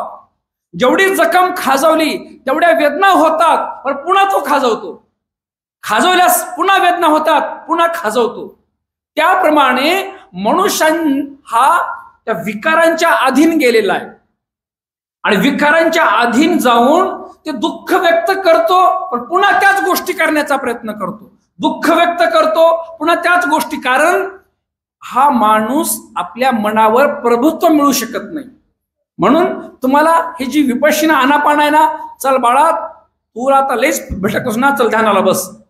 तुम्ही संध्याकाळी फक्त 10 मिनिट आनापान करून झोपा. तुम्ही दिवसभराचा सगळा शीन, सगळा थकवा त्या 10 मिनिटात निघून जातो. एवढं सामर्थ्य आहे त्या मनाजवळ. आणि ते कुठं आहे? सेंटर पॉइंट इथे आहे. म्हणजे साऱ्या पृथ्वी तलावर नव्हे, या साऱ्या ब्रह्मांडाचं सुख तुमच्या आनापानामध्ये दडलेलं आहे. पण आपण कुठे पाहतो सुख? लोकांचं सुख कुठवर चाललेलं आहे? प्रत्येक माणसाकडे जे ईर्ष्या हा शब्द आहे, ईर्ष्या, इतरांची ईर्ष्या कशी करतो माणूस? गर्व काय म्हणते? हा माझ्यापेक्षा श्रेष्ठ आहे, पैशाने, श्रीमंतीने, सौंदर्याने, वर्णाने, गोत्राने एक. हा माझ्याच्या समान आहे, श्रीमंतीमध्ये, पैशामध्ये, गोत्रामध्ये, वर्णामध्ये. किंवा हा माझ्यापेक्षा हलका आहे, वर्णामध्ये, गोत्रामध्ये, पैशामध्ये, कोणत्याही या तीन मानामध्ये व्यक्ती गुंतून गेलेला आहे. एक तर माझ्यापेक्षा श्रेष्ठ आहे, एक माझ्या समान आहे, किंवा माझ्यापेक्षा जरा असं कोणतीही गोष्ट. मग समजा तुम्ही आता एखादी सुंदर साडी घातली, लगेच आपल्याकडे बघते, अरे माझी साडी जर कमी आहे हो, किंवा माझ्यापेक्षा तिची भारी आहे किंवा हलकी तर आहे. असंच आहे की चप्पल बी असं तीनदा चप्पल बघतात बाया. द्वंद हे मनाचं द्वंद चाललंय. तुमच्या माझ्या धम्म पित्याला 4 वर्षांचं जुनं शाली धान तांदूळ, ज्याला बासमती चावल म्हणतो, ते बापानं असे तयार करून ठेवलं होतं त्यासाठी 4 वर्षाचं जुनं.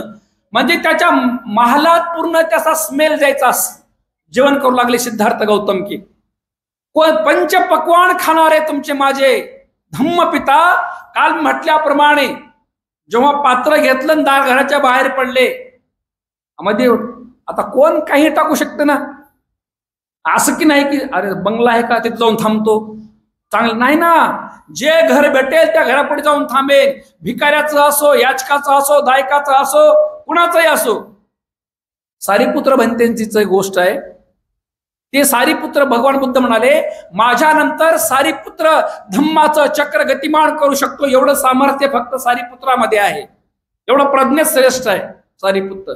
एका दारा जाऊन थांबले तर एक महारोगी जेवण करत होता, बाजूला काढून ठेवलं होतं त्यानं चांगलं बाजूला, नंतर खावं म्हणून. अरे भंतेजी आलेत का म्हणे, असंच उचलन टाकलं पात्रामध्ये. त्याचं ते एक बोटच गळालं मध्ये सोबत सोबत. सारीपुत्रामध्ये पृथ्वी सारखी सक्षम अशी भावना आहे. त्यांनी तेवढा भाग बाजूला काढला, सगळा बोट काढलं, त्याच्याला लागलेलं, पण बाकीचं खाल्लं त्यांनी. पृथ्वी प्रमाणे मैत्रीची भावना. पृथ्वी सुची आणि असुची, पवित्र आणि घाण हे दोन्ही ग्रहण करते, स्वीकार करते पृथ्वी. कोणी थुंकी टाकली म्हणून काही तिरस्कार करत नाही, आणि कोणी सेंटेड एखादा फुलं टाकली म्हणून स्वीकार करत नाही. हा पृथ्वीचा भाग आहे. एवढं सामर्थ्य, तेवढं ऐकलं जरी आपण तरी आपल्या प्रज्ञेमध्ये फरक पडू शकतो. नाहीतर किती चाललंय द्वंद्व लोकांचं. खाण्यापासून पिण्यापासून अशांत लोक आहेत. पृथ्वीवर पैशांचा पाऊस जरी पडला तरी माणूस अतृप्त राहून मरतो. म्हणून संयमित जीवन जगणे खूप गरजेचं आहे, खूप गरजेचं आहे. कुणाला एवढे अंबानी असतील किंवा जगातले एवढे मोठे मोठे राजकारण लोक असतील तर तेच खात असतील ना, भाजीच भाकर खात असतील ना, याच्यापेक्षा काय. अशा गोष्ट आहे. म्हणून आपल्यामध्ये संयम आला पाहिजे. संयम. आणि आमच्याकडे काळेगावला मी इगतपूरला गेलो होतो 1 महिन्याचा कोर्स करायला.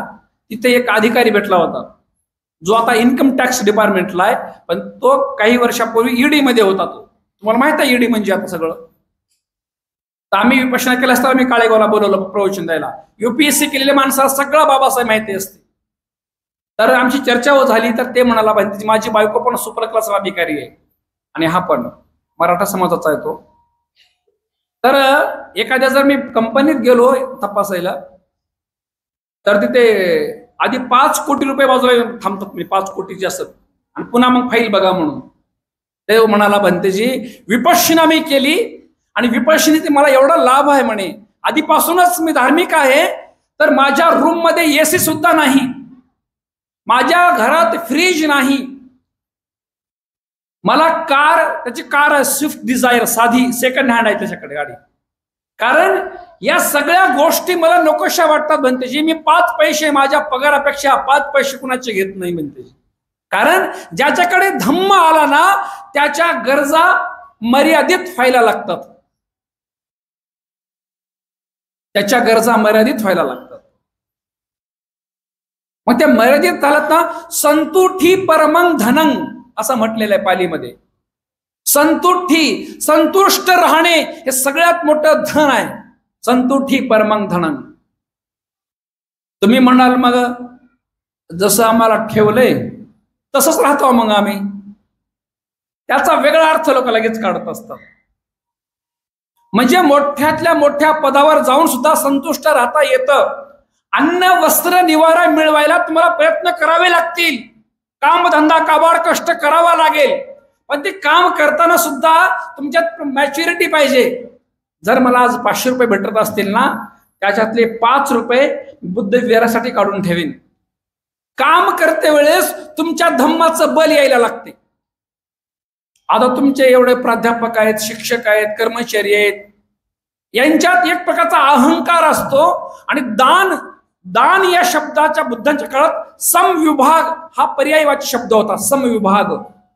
जेवढं मी कमवतोय ते केवळ एकट्यासाठी नाही, त्या कमाईमध्ये माझ्या नातेवाईकांचा, माझ्या परिवाराचा, माझ्या समाज बांधवांचा, धम्माचा, धम्मगुरूचा, सगळ्यांचा, गरजूंचा, रोग्यांचा, सगळ्यांचा थोडा अधिकार आहे, म्हणून मी कमवतोय. पण आज अर्थ वेगळा आहे. आजच्या काळात आज कमवतो ना, मीच घरात कमवणार आहे म्हणे, 1 लाख कमवतो, 2 लाख कमवतो, ह्याच्यात चेहऱ्यावर तेजच नाही. घरात एवढे बसून खाताय, मी हे करतो, मी ते करतो, पोराला बोलतं, पोरीला बोलतंय, बायकोला बोलते, तुला काय लागले घरी बसून म्हणते, लगेच मी कमवला म्हणते जाऊन. मग अशी लोक दान करत नसतात. जमा करून नाही लोक काय करत नाहीत, कारण नम्र व्हायचं एक लक्षण आहे, विनम्र व्हायचं एक लक्षण आहे. स्वतःच्या कमाईचं दिलं की आपोआप तुमच्यात नम्रता यायला लागते. म्हणून सगळ्या गोष्टी असताना संतुष्ट राहणे लय मोठी गोष्ट आहे, लय मोठी. ते करता आलं तर पहा.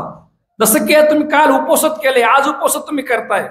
सगळं असून सुद्धा मी 12च्या जेवण करणार, संध्याकाळचं जेवण नाही, मी शांत राहीन. थोडा रात्री त्रास झाला असेल बसून बसून बसून, पण शांत झोप लागली असेल, तेवढंच कराय. अशा प्रकारे आपल्यामध्ये हे संयमितपणा आला पाहिजे. त्या एवढ्या मोठ्या अधिकाऱ्याचं मला नवल वाटलं, कसे लोक असतील जगामध्ये. आपले शास्त्या, मी म्हणालो होतो की त्यांचं त्या दिव्य लोकामध्ये त्यांचे स्तूप बांधला, आणि ते बोधिसत्व आपले, त्यांचा सारथी कोण होता? कोण होता? हा, छन्न सारथ्याला म्हणाले, छन्ना, माझ्याकडून माता पित्यांची काळजी घ्यायला सांग. आता वापस चालला, आता एकटे निघाले, आता पात्र घेऊन सोडायला आले होते. त्यांचा घोडा होता, घोड्याचं नाव काय? हा, कंठक आणि छन्न हे दोघं सोडायला आले होते. ते म्हणते, आणि त्या घोड्यावरून थोडा हात फिरवला, कारण लय ते जोडीदार होता तो, जन्मल्यापासूनच त्यांची विशेषता होती त्यांची. म्हणून त्याच्याकडे बघितलं आणि ते वापस फिरले. आता वापस तो कंठक काही वेळा घराकडे येईपर्यंतच त्यांनी अन्न पाणी सोडलं त्याने. आता माझ्या स्वामींचं मला आता दर्शन होणार नाही म्हणून तो मरण पावला, आणि 33 लोकांमध्ये कंठक देवपुत्र म्हणून जन्माला आला. त्याच्यात ते जाणे भगवान बुद्धांच्या प्रती असणारी श्रद्धा. अशा प्रकारे आपले शास्ता पुढे जातात. आणि राजगिरीला वगैरे चारिका करताना कोण पाहतो? तो बिंबिसार राजा पाहतो. घरी बोलवतात, अर्ध राज्य घे माझं म्हणतात. ते म्हणतात, या जगातल्या दुःखाने मी घायाळ झालो आहे, यामुळे मला परम शांतीची आवश्यकता आहे, म्हणून मी सर्वस्वाचा त्याग केलेला आहे. कारण त्यांचं तेज 32 लक्षण होते त्यांच्यामध्ये. जो कोणी पाहिना बुद्धाकडे, तो जोपर्यंत बुद्ध दिसत नाहीत तोपर्यंत पाहत राहतो. अशा प्रकारे ते 6 वर्ष तरी कडक तपश्चर्या केली आपल्या भगवान शास्त्राने.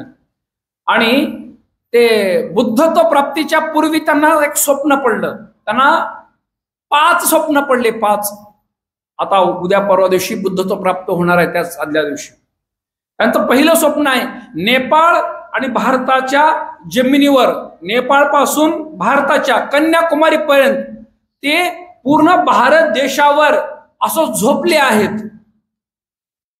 उत्तरेकडे म्हणजे उत्तरेकडे हिमालय आणि त्याची हिमालय झाला, उशी झाला. पूर्वेकडे बंगालचा सागर, पश्चिमेकडे सिंध समुद्र, आणि दक्षिणेकडे हिंद महासागराचा तट. पूर्ण त्याच्यावर ते स्वप्न पडलं त्यांना की मी भारत देशावर पूर्ण पहुडलो आहे, झोपलो आहे.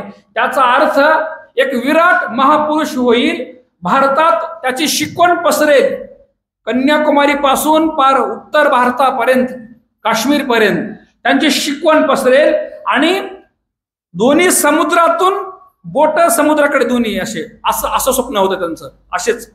असे पहुडले डोकं वर करून, एक हात या समुद्रात, एक हात या समुद्रात, आणि समुद्र मार्गाने हा माझा धम्म जगामध्ये बाहेर जाईल बुद्धत्व प्राप्तीनंतर. समुद्र मार्गाने धम्म आपला सगळा जगात बाहेर गेला. पहिलं स्वप्न. पुन्हा दुसरं स्वप्न पडलं, नाभीतून रोपटे निघून उंच अंतरिक्षापर्यंत पोहोचली. झोपलेल्या अवस्थेमध्येच आपल्या बेंबीतून एक उंच एक रोपट बाहेर आलं. याचा अर्थ काय म्हटले, केवळ मानवांनाच नाही तर बुद्धाचा धम्म देव आणि ब्रह्मा, सहपती ब्रह्मा आले का नाही बुद्धांच्या धम्मामध्ये? आले ना.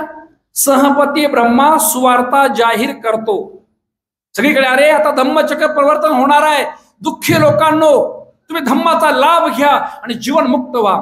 जे ब्रह्मलोक म्हणजे तिथे मैत्री, करुणा, उपेक्षा आणि मुदिता हे 4 लक्षणावर ते ध्यानामध्ये असतो तो प्राणी, ब्रह्मलोकाचा प्राणी.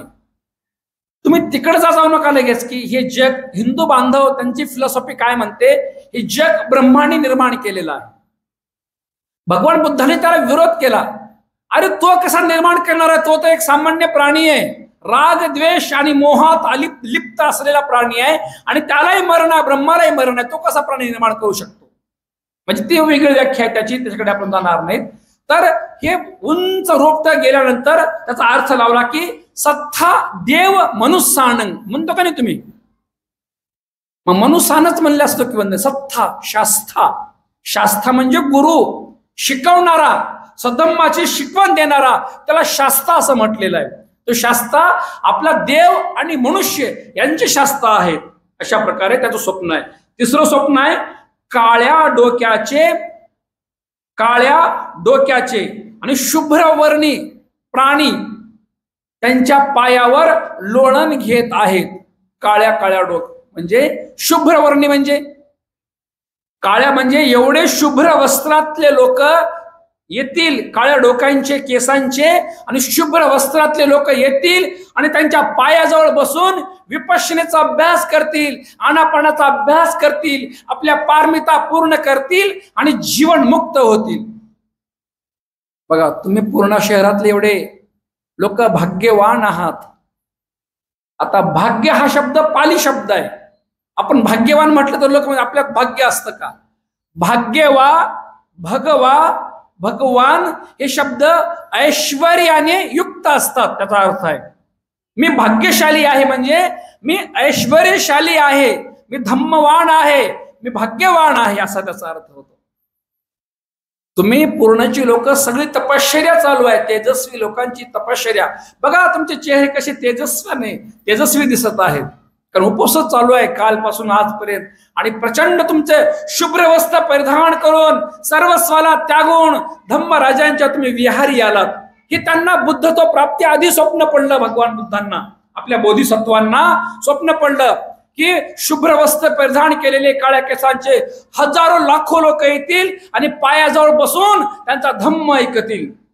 नंतर चौथं स्वप्न पडलं, 4 दिशांनी निळे, सोनेरी, लाल पक्षी, अनेक प्रकारचे पक्षी त्यांच्या जवळ येतील, त्यांच्या डोक्यावर इकडे तिकडे बसलेलं दिसलं त्यांना, आणि बाहेर जाताना शुभ्र होऊन निघून गेले, शुभ्र झाले. अनेक रंगाचे पक्षी जवळ आले त्यांच्या स्वप्नामध्ये त्यांच्या, आणि बाहेर जाता जाता ते शुभ्र वर्णाचे झाले. त्याचा अर्थ असा आहे, बुद्धाचा धम्म त्यांना बुद्धत्व प्राप्त झाल्यानंतर ब्राह्मण, क्षत्रिय, वैश्य आणि शूद्र ह्या 4ही वर्णाचे लोक बुद्ध राजांच्या जवळ येतील, त्यांचा धम्म ऐकतील आणि अरहंत होतील, शुद्ध होतील, असा त्याचा अर्थ आहे. आणि शेवटचं स्वप्न पडलं, मलमूत्राने घाणीने भरलेल्या जमिनीवर बुद्ध चालत आहेत, पण त्यांच्या पायांना थोडी सुद्धा घाण लागत नाही. त्या स्वप्नाचा अर्थ सांगितलेला आहे, हे सारे जग घाणीने भरलेले आहे आणि सर्व जगातील घाण दूर करणे शक्य नाही, पण स्वतःला घाणीपासून दूर करता येतं, म्हणजे निर्मळ ठेवता येतं, निर्दोष ठेवता येतं. धम्मराजाने त्या घाणीमध्ये राहून या जगातली घाण, अविद्यारूपी घाण शास्त्राने आपल्या नष्ट केलेली आहे. ज्याची ज्याची अविद्या संपली तो अरहंत झाला. म्हणून आपल्या मनातली अविद्या सगळ्यात मोठा मळ आहे. आपल्या भगवंताला प्रश्न केला की जगात सगळ्यात मोठा मळ कोणता आहे? शास्त्र म्हणाले जगामध्ये अविद्या सगळ्यात मोठा मळ आहे. अविद्या. वेद तीती विद्या, पालीचं त्याचं थोडं विस्तार केला.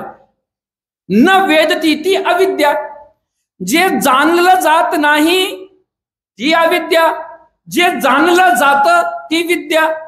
आता काय जाणायची तुम्हाला?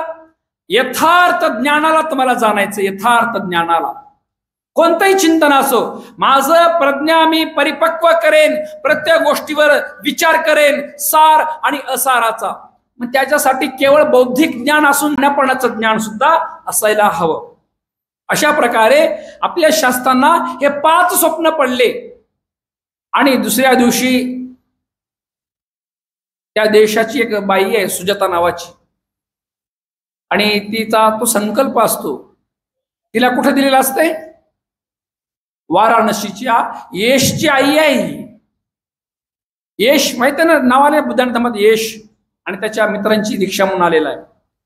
तो तिनं लहान असताना एक संकल्प केला होता की त्यांच्या शेतामध्ये कधी कधी झाडं असतात ना, मोठे मोठे वृक्ष वगैरे, वडाचे अमुक तमुक, तर तिथे ते असं मान्यता आहे की बाबा इथे आपण पूजा करावी, हे करावे असते लोकांमध्ये.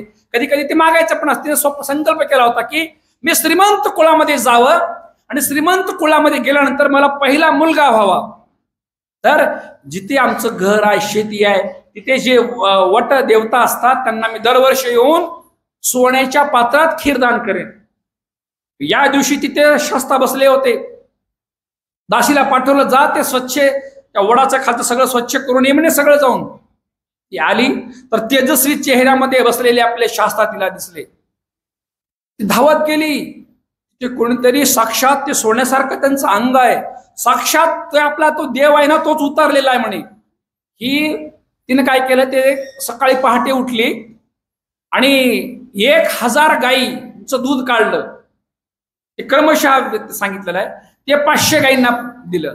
त्या 500 गाईंचं 250 गाईला दिलं. 250 गाईंचं निम्म करता करता 16 गाईंना, 16 गाईंचं 8 गाईंना, आणि त्या 8 गाईंचं दूध काढलं आणि त्याची सुंदरशी त्या जे काही असते ते टाकायचं सगळं.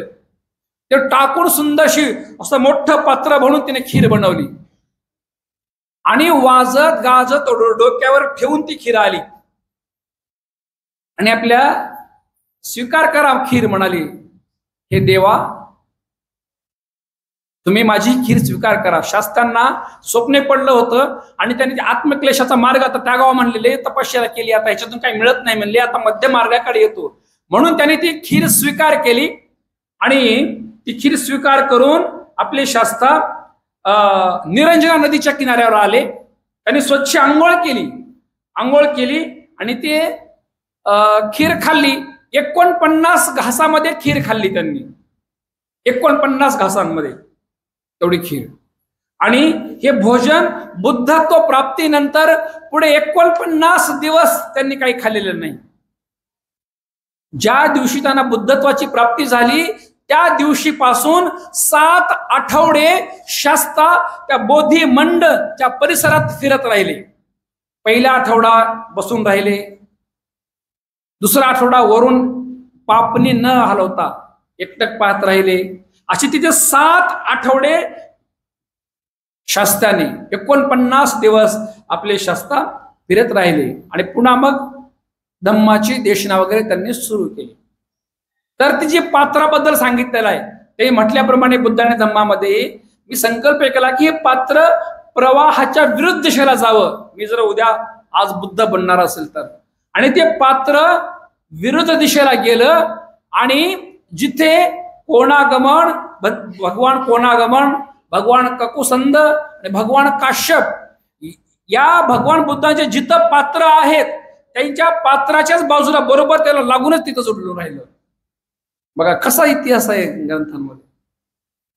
आणि शेवटी ते बुद्धत्वाला प्राप्त होण्यासाठी बोधी मंडवर येतात. त्या बोधिवृक्षाखाली आणि एका सोथी नावाच्या त्या एका गुराख्याकडून 8 मुठी गवत घेतात, खाली ठेवतात आणि पूर्व दिशेला तोंड करतात.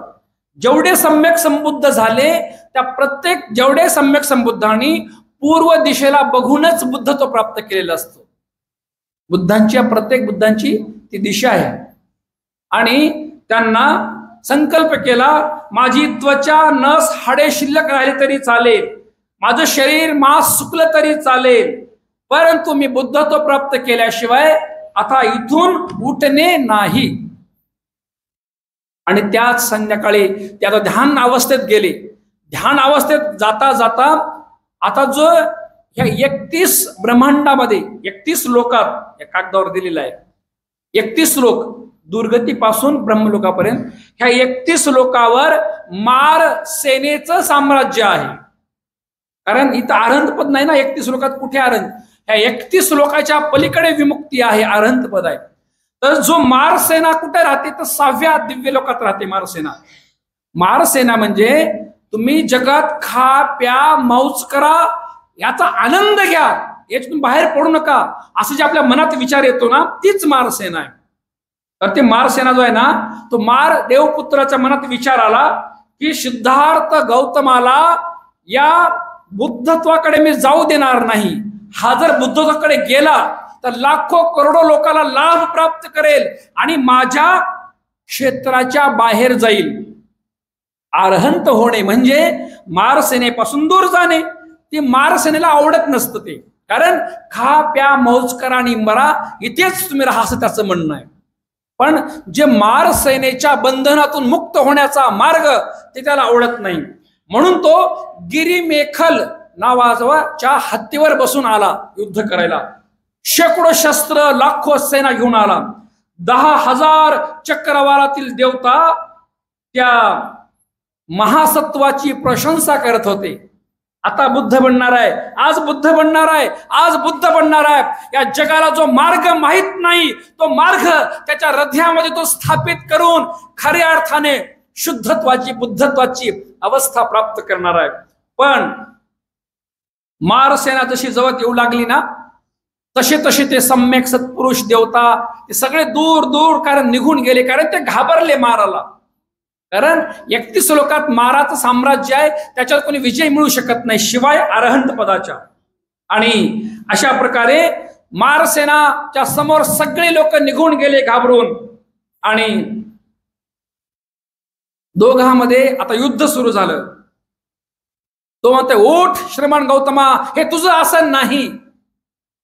ते म्हणाले, हे एवढे लोक माझ्या विरोधामध्ये प्रयत्नशील आहेत.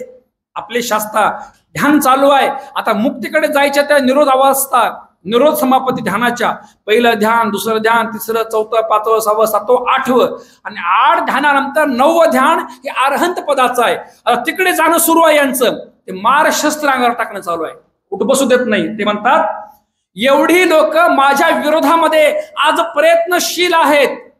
या भयानक जंगलामध्ये इथे माझा बाप नाही, ना माझी आई नाही, ना माझे भाऊ नाही, ना माझं गणगोत नाही. इथे फक्त एकटा मीच आहे. पण मी एकटा आहे, पण माझ्यासोबत 4 असंख्य 1,00,000 कल्पापासून पूर्ण केलेल्या माझ्या 10 पारमिता आहेत. साधू त्या 10 पारमितांच्या जोरावर या मार आणि मार सेनेला मी हटवून लावेन, पळवून लावेल, त्याला ध्वस्त करेन. पहा, आपल्या पुण्यकर्मच आपल्याला अंतिम काळामध्ये मदत करत असतात. आणि वादळ सुरू झालं. तो मारसेना मोठे मोठे पर्वत, शिखर, नगरे असं आणू लागलं, त्याच्या अंगावर बुद्धाच्या टाकू लागलं. मोठे मोठे पर्वत उचलून तिकून ते चुरा होऊ लागली, माती येऊ लागली बुद्धांकडे, आपल्या बोधिसत्वांकडे. पण यांनी भूमिस्पर्श केला आणि ध्याना चालू आहे असं. ते युद्ध चालू आहे दोघांचं. अनेक अशी गरम वाळू, अनेक शस्त्र, चिखल, अग्नी येऊ लागली आणि त्यांच्या शिवराला लागायची, खाली पुष्प बनायची, खालीच पडायची ती. कारण त्यानं विचारलं, अरे बाबा हे काय म्हणे तुझं? ते म्हणे, माझं इथे कोणीच नाही, फक्त ही पृथ्वी साक्षीला आहे म्हणे.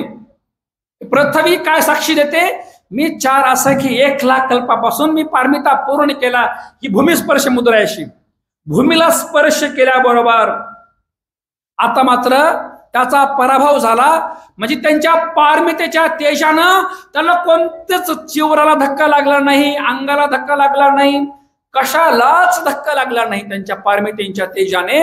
आणि शेवटी मारसेना उद्ध्वस्त झाली आणि तो गिरिमेकल हत्तीवर बसून निघून गेला, त्यांना वंदन करून गेला. आता माझ्या मारसेनेच्या क्षेत्राच्या हा बाहेर चाललेला आहे, मी काहीच करू शकत नाही. बघा, आपल्याला कोण तारतो? मी तुम्हाला प्रश्न जर केला तर आपल्या हृदयातले पुण्यकर्म आपल्याला तारतात. पुण्यांच पुरुषो कैरा, कैरा तेन पुन्हा पुणंग. पुण्यांच पुरुषो कैरा, पुरुषाने पुण्यकर्म करावे आणि ते पुन्हा पुन्हा करावे. तम्मिंग छंदं कैरात, त्या पुण्यकर्मांचा छंद. पुण्यं सुखस उच्चयो, तुम्हाला सुख देत असतं. लोकांसाठी बिलकुल धम्म लोकांसाठी नाहीच. माझ्या हृदयामध्ये पारमिता पुष्ट करण्यासाठी, सद्गुणांचा विकास करण्यासाठी, मला अंतिम अवस्थेकडे जाण्यासाठी माझ्या हृदयामध्ये मला माझ्या पारमितांचा विकास करावा लागेल. ही तुम्हाला गोष्ट कळली पाहिजे. आणि अशा प्रकारे मारसेना निघून गेली आणि त्याच रात्री सकाळी होता होता होता होता तुमच्या आणि माझ्या धम्मपित्याला बुद्धत्वाची प्राप्ती या ठिकाणी झालेली आहे. पहाट होईपर्यंत सर्वज्ञ झाले शास्ता. सर्वज्ञ म्हणजे अनंत चक्रवालातल्या अनंत जीवांचं त्यांना कळायला लागलं. त्यांच्या स्वतःच्या पूर्वजन्मांचं त्यांना कळायला लागलं. पुढच्या लोकांच्या भूतकाळातलं भविष्यकाळातलं त्यांना कळायला लागलं. त्यांना लोकविदू असं म्हटलेलं आहे बुद्धांना. काय म्हटलेलं आहे? बंधन म्हणतो ना आपण, लोकविदू. लोकविदू म्हणजे लोकांचे रहस्य जाणणारा. एवढं सामर्थ्य त्यांना प्राप्त. एकाने प्रश्न केला, मला म्हणालो प्रश्न करा तुमचे काय असतील तर. एकाने प्रश्न केला की मी काय म्हणालो ना, ते बुद्धांना नैसर्गिक मरण येत असतं. त्यांनी केला प्रश्न की नैसर्गिक मरण येत असतं तर चुन्नाने जे जेवण दिलं होतं ते खाऊन कसं काय बुद्ध मरण पावले? त्यांना असं म्हणायचे की ते विष होतं. विष नाही ते. त्यांनी 3 महिन्यापूर्वीच माघ पौर्णिमेला घोषणा केली होती. म्हणते आनंदाला बोलवून चापाल नावाच्या चैत्यात वैशाली नगरीमध्ये असताना धम्मराजा चापाल नगरीमध्ये असताना आनंदाला घेऊन गेलते वनामध्ये. आनंदात चल थोडस, कारण त्याच्यापूर्वी त्या वर्षवास केला वैशालीला भगवंताने. तर भगवंताला रक्ताची संडास पडत होती तेव्हापासूनच. तर भगवंत उन्हामध्ये, संध्याकाळचं ऊन होतं, वर्षवास संपत आला होता. तर आनंद लई सेवा, भगवंतावर आनंदाची लई भक्ती होती. बनते आनंद शेवटचे 25 वर्ष त्याने सेवा केली भगवंताची. तर तो अर्धा घंटा झोपला नाही 25 वर्ष शेवटचे. बसल्या बसल्याच माझ्या धम्मपित्याला कोणत्याच गोष्टींची कमतरता भासू नये म्हणून 25 वर्षे भगवंताची सेवा करणारा बनते आनंद रात्रंदिवस धम्मराजाच्या सेवेत होता. मग भगवंताची रक्ताची संडास साफ करायचं. तर भगवंताचं शरीर थोडं काळ जाऊन रडायचा 3-3 महिने आधीच. शास्त्र विचित्र वेगळे दिसत आहेत, चांगले दिसत नाहीत. आणि जेव्हा उठून बसले बुद्ध, ऊन घेत होते अंगावर, शरीर दुर्बल झालं होतं 80व्या वर्षी. भगवान आज उठून बसलात तुम्ही, मला लई आनंद वाटला भगवान. तुम्हाला पाहून मला बघू वाटत नव्हतं भगवान, पण उठून बसलात ना मला लई छान वाटलं. का आनंदा तू पुण्यवान आहेस, तू ध्यान कर, तू आनंद. भगवंत गेल्यानंतर 3 महिन्याला तो आनंद झाला. पहिल्या संगीतीत गेला बनते आनंद, त्याला वेळ मिळाला नाही आनंदाला. तर त्या आनंदाला भगवंत घेऊन गेले होते आणि सांगितलं आनंदा, जगाची इच्छा असेल तर अजून तथागत काही वर्ष थांबू शकतात. म्हणजे अजून 40 वर्षे तथागत थांबू शकतात. एक कल्प म्हटलेला जीवन कल्पाप्रमाणे 80 वर्ष गेले ना बुद्ध, अजून 40 वर्षे तू म्हणलास तर मी शरीराला सावरतो, व्यवस्थित करतो. कारण आनंदा तथागतांचं शरीर आता जरा जीर्ण झालेलं आहे. एखादी झोपडी जशी आपण सारवतो ना झोपडीला, सारवून सारवून ते लेपन देतो, तसं माझं शरीर मी आता घेऊन चालत आहे. पण जर तुमची जगाची इच्छा असेल ना तर अजून शास्त्रात 40 वर्ष जिवंत राहतील, म्हणजे एक कल्प म्हटलेला आहे. पण तेव्हा आनंदाच्या मनामध्ये मारानं साम्राज्य केलं. मारानं तर कानच बंद केले आनंदाचे. बुद्ध तीनदा म्हणाले, आनंदा, बहुजनांच्या हितासाठी, बहुजनांच्या सुखासाठी तथागत अजून काही काळ थांबू शकतात, फक्त तथागतांना याचना करावी लागते. तीनदाही आनंद मौन राहिला, कारण त्याला कळालंच नाही. तेव्हा बुद्धाने घोषणा केली, आनंदा, आजपासून 3 महिन्याला म्हणजे येणाऱ्या वैशाख पौर्णिमेला शास्त्रांचं महापरिनिब्बाण होईल. तेव्हा धरणीकंप झाला तेथे. तेव्हा आनंद घाबरू लागला, कारण तो आनंद नव्हता ना. आणि घाबरून भगवंत, आश्चर्य आहे, अद्भुत आहे भगवान, हे कसं काय झालं असं? आनंदा, अनेक कारणांनी पृथ्वीचा कंप होतो. बोधिसत्व आईच्या गर्भात आल्यास एकदा धरणीकंप होतो, जगात आल्यास धरणीकंप होतो, धम्मचक्र प्रवर्तन केल्यास धरणीकंप होतो, एखादा ऋषी मुनी आपल्या तेजाने धरणीकंप करू शकतो. पृथ्वी पाण्यावर आणि पाणी हवेमुळे पाणी हलते, त्याच्यामुळे कंप होऊन पृथ्वी हलू शकते. तथागत जीवन त्यागाची घोषणा करतात, म्हणजे आज ते सांगितले, आज धरणीकंप होतो आणि वैशाख पौर्णिमेला धम्मराजा गेल्यास धरणीकंप होतो. मग त्याच्या लक्षात आलं की भगवान, आज म्हणजे तुम्ही शरीर त्यागाची घोषणा केली काय भगवान? हो आनंदा, केली म्हणे. भगवान, असं करू नका, जगाच्या कल्याणासाठी आपण अजून काही वेळ थांबावे. बुद्ध म्हणाले, आता वेळ गेली. म्हणजे 3 महिन्यापूर्वी आपल्या मृत्यूची घोषणा करणारे महापुरुष. मग आपण कसं म्हणू शकतो की एखाद्या व्यक्तीच्या आहाराने महापुरुष मरतात म्हणून? त्यांना समजा बुद्धांच्या काळात विरोधक नव्हते असं नाही. बुद्धाने समता त्या काळात शिकवली, स्वातंत्र्य त्या काळात दिलं खऱ्या अर्थाने. बंधुत्व न्याय भगवंताने दिलेला आहे, सगळ्यांना न्याय दिलाय भगवंताने. मग ज्यांना ज्यांना समता आवडत नाही, बुद्ध ब्राह्मण्यवादावर बोलले, वर्ण व्यवस्थेवर बोलले, सगळीकडे बोलले. मग समजा बुद्धांनी बुद्धत्व प्राप्त केलं आणि 4-5 दिवसालाच एखाद्या माणसाने आले, आम्हाला मारून टाकण्याचा सगळ्यात मोठा उपाय तेच आहे, घरी बोलवायचं, जेवणात काही ते खाऊ करायचं, मरताना माणूस लगेच. मग इतकी वर्ष कोणी मारू शकलं का बुद्धांना? मग त्यांनी 3 महिन्यापूर्वी सांगितलंय आता जाणार आहे म्हणून. ती विषबाधा कशी होईल? म्हणजे महापुरुषांच्या मरणाला सुद्धा आजच्या बौद्धांनी सोडलं नाही. म्हणजे त्यांना मारून टाकलं म्हणजे ते कमजोर होते. एखादा व्यक्ती कोण कोणाला मारू शकते? एखाद्या कमजोराला मारू शकेल ना माणूस. मग ते कमजोर असतील तर ते बुद्ध नसतील ना. मग तुम्ही बाबासाहेबाला मारलं म्हणता, तुम्ही बुद्धाला मारलं म्हणता, एक नाहीत आपले डोके. अरे महापुरुष त्यांचे कार्य पूर्ण करून जगातून जात असतात. कोण मारतंय बाबासाहेबांना? बाबासाहेबांच्या नजरला सुद्धा नजर लावू शकत नव्हते त्या काळामध्ये. बाबा म्हणाले, मी उच्च कोटीतला एक धार्मिक व्यक्ती आहे, उच्च कोटीतला धार्मिक व्यक्ती आहे, सदाचरणावाला व्यक्ती आहे, यामुळे सगळ्या भारतातले विरोधक मला घाबरतात. बाबांना कोण मारणार आहे? आणि मारायचं असतं तर किती सापडले बाबासाहेब, अनेकदा संकट सापडले बाबासाहेब. ते असं म्हणतात, ते माझा तर अभ्यास नाही बाबासाहेबाबद्दल, माफ करा, ते मी संदर्भ दिली असते तुम्हाला. त्यांचं ते काही ते बोट आली म्हणे, पुस्तकांची बोट बुडाली म्हणे. समजा बाबासाहेब त्या बोटीत असते तर काय क्रांती करू शकले असते. पण सत्पुरुष जगात येतात, आपले कार्य पूर्ण करून जाईपर्यंत त्यांना मरण येत नसतं. त्यांना किती लागलं असतं? बाबासाहेबांना रक्ताची पत्र यायची, रक्ताची पत्र. तुम्ही आमच्या धर्माला बोलताय किंवा हे करताय ते करताय. गांधींचं जे उपोषण चाललेलं आहे तेव्हा सुद्धा बाबासाहेबांना धमकी आल्या, गांधीजींना मारलं, गोळ्या झाडल्या. पण बाबासाहेब आपलं काम पूर्ण करून, बाबासाहेब त्या काळात ती व्यवस्थित कामं केली त्यांनी. शिकायच्या वेळेस शिकलेच फक्त, दुसरं नाही. शिकायच्या वेळेस एवढं शिकले, एवढी विद्या ग्रहण केली, संपादन केली. पुन्हा मधल्या काळामध्ये चळवळी उभ्या केल्या त्यांनी, आंदोलन उभे केले. नंतरच्या काळात जेव्हा आले तेव्हा आता इथून मला फक्त बुद्ध धम्माचा प्रचार आणि प्रसार करायचा आहे म्हणले फक्त. म्हणजे बुद्धाच्या धम्मामध्ये मी घोट्यावर पाण्यात आहे म्हणाले बाबासाहेब. मग तुम्ही कुठं आहात? चला आता त्यांनी घोट्यावर पाण्यात असतील तर आपण कुठं आहोत? ते म्हणतात की बाबा अशाप्रमाणे असा आरोप लावू नका, असं माझी प्रांजळ इच्छा आहे की बाबा बाबासाहेबाला त्यांचा मारून टाकलं, त्यांचा खून केला, त्यांना केलं, बुद्धाला मारलं म्हणतात लोक. मारत नसतात. महापुरुष हे महापुरुष असतात.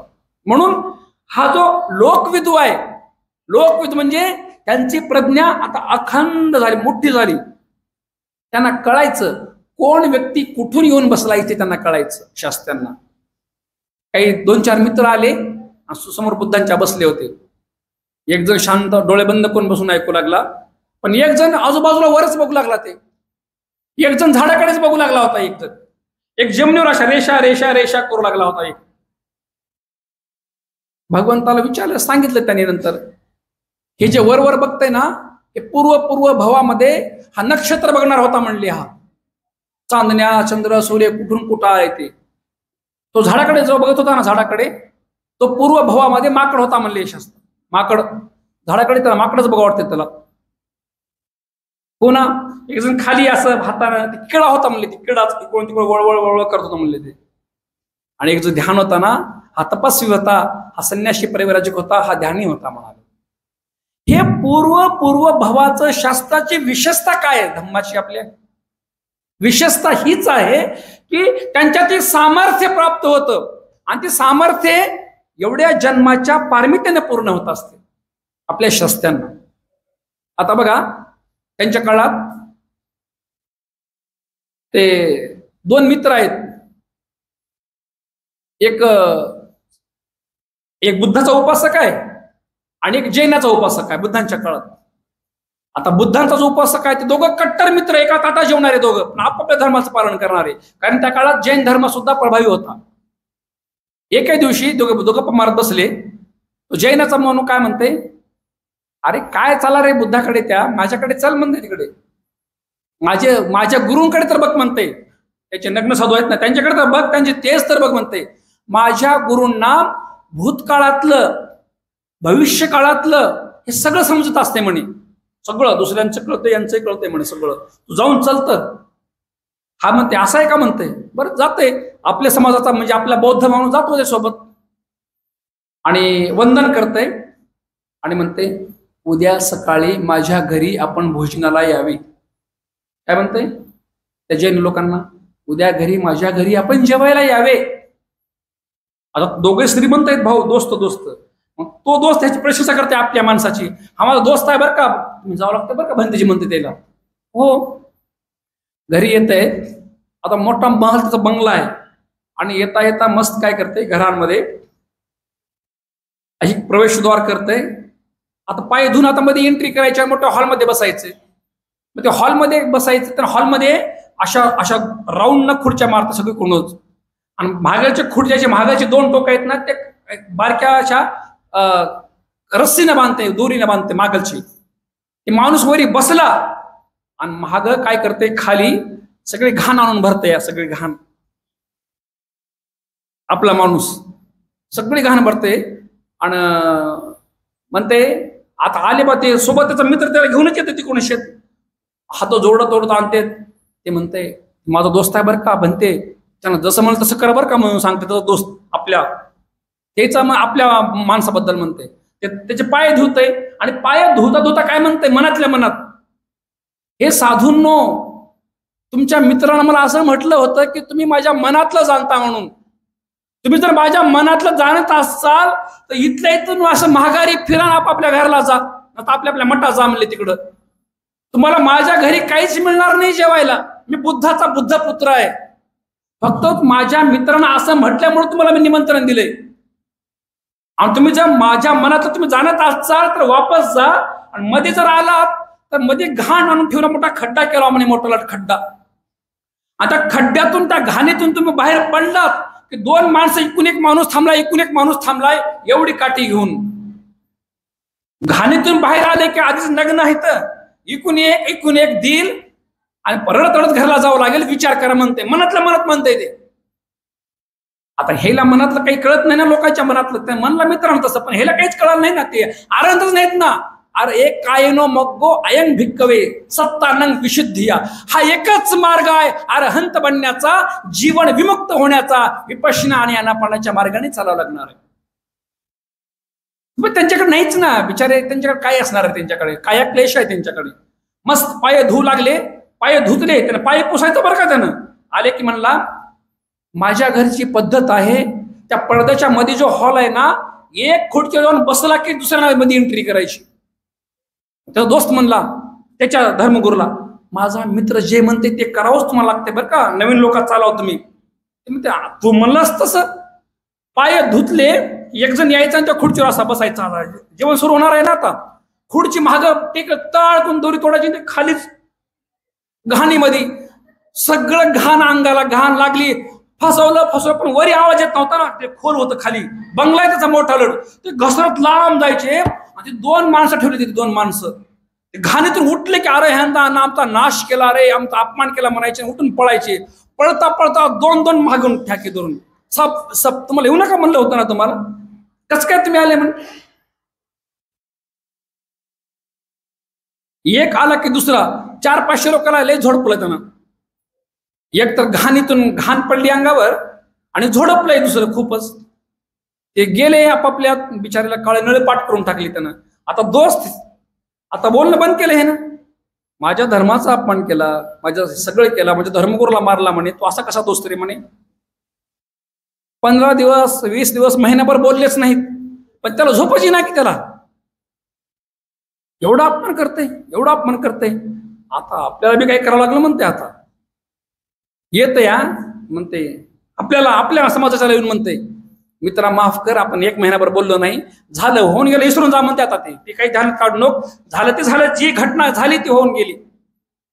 पण त्याच्या आधी काय होते, ते मित्र त्याच्यावर केस करते, राजाकडे जाते, राजाकडे केस घेऊन माझ्या धर्मगुरूंचा अपमान केला म्हणून.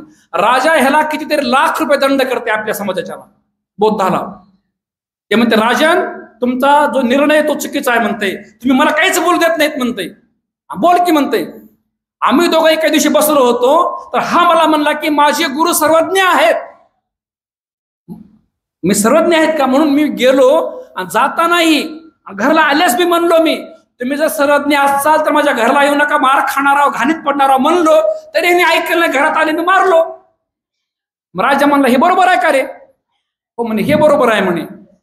मग त्याचा दंड काढला आणि ह्यालाच दंड दिला, तू चुकीचं म्हणला. तू कसा म्हणला सर्वज्ञ आहेत म्हणून. सर्वज्ञ आहेत ना तर मनातलं जाणलं पाहिजे ना. म्हणजे एक तर मार बी खाला आणि उलट ह्याला दंड भेटला अजून, तर पुन्हा तू झोपच लागणार ह्याला.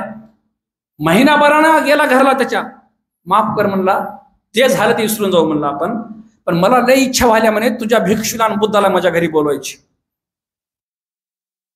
त्या ग्रंथात असं म्हणलंय, जसं एखाद्याच्या पाठीला जर खाजवलं का नाही, जिथं नख लावलं खाज तिथं कसं वाटतंय, अरे वा, तसं त्याला वाटलं की आता माझ्या ह्याच्यात आलं बरोबर, जाळ्या सापडते ह्याचा बुद्ध ह्याचा धर्मगुरू. ते म्हणते बुद्धाकडे जायचे, चल म्हणते. मग ह्याला आनंद वाटला ना बुद्धाकडे म्हणल्यास. त्यानं आलं आणि बुद्धा वंदन केलं. उद्या सकाळी 500 भंत्याला घेऊन माझ्या घरी जेवायला यावे. अवंद साधू साधू साधू बुद्ध म्हणाले. निघाले.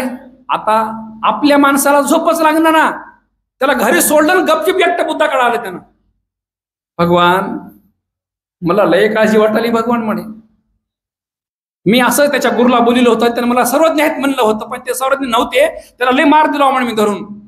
आता तुमची बारी कशी आहे की मला माहित नाही, ते तुमचं बघा म्हणे काय आहे ते. भगवंताने स्मित हास्य केलं. चांबणे तू. सकाळी उठले, 500 भिक्षूंना घेतलं आणि याच्या घरला आले. लाईनीमध्ये बुद्धांची शिस्त असते चालण्याची. त्यानं ह्यांना बी गेला बघा आधी काय पंचपक्वान केले, त्यांना दाखवलं इथं पंचपक्वान हे ते भांडे. मग त्यानं मला इथून बघ, मला सगळं हे मोठा हॉल आहे, मोठा लट सगळं दाखवलं. आणि तो आपला थांबला दारावर. मग त्याने पाय धुतले बुद्धांच्या बी. आणि त्यानं रात्रभर काय केलं होतं, तसंच खड्डा, सेम खड्डा, पण त्याच्यामध्ये रात्रभर असे मोठे मोठे वाळलेले लाकडं टाकले होते, त्याला पिटून दिलं त्यानं. तेवढ्या लाकडांचा निखारे केले, निखारे एवढाले कोळशाचे निखारे केले त्यानं.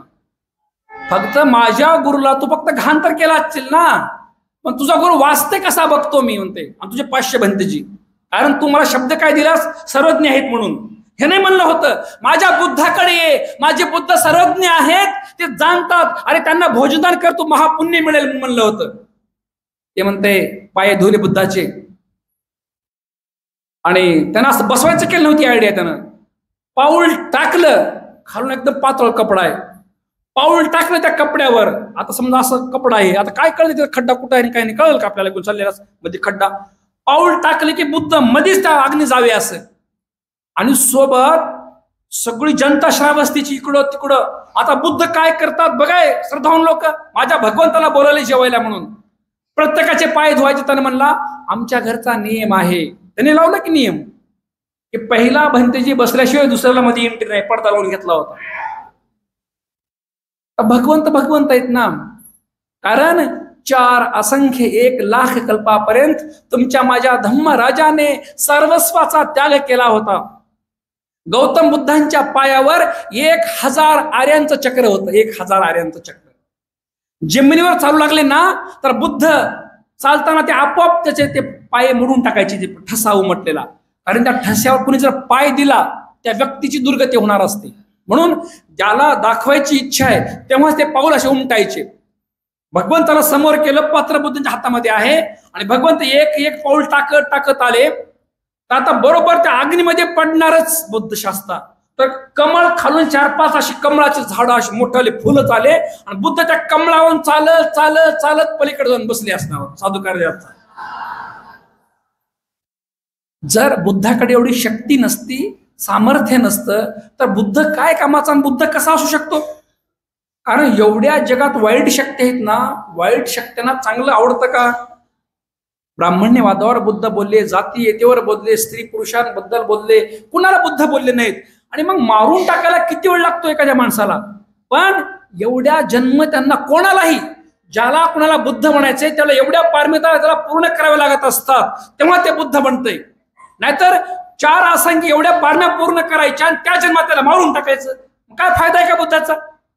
म्हणून म्हणालो की बुद्धांना नैसर्गिक मरण येत असतं.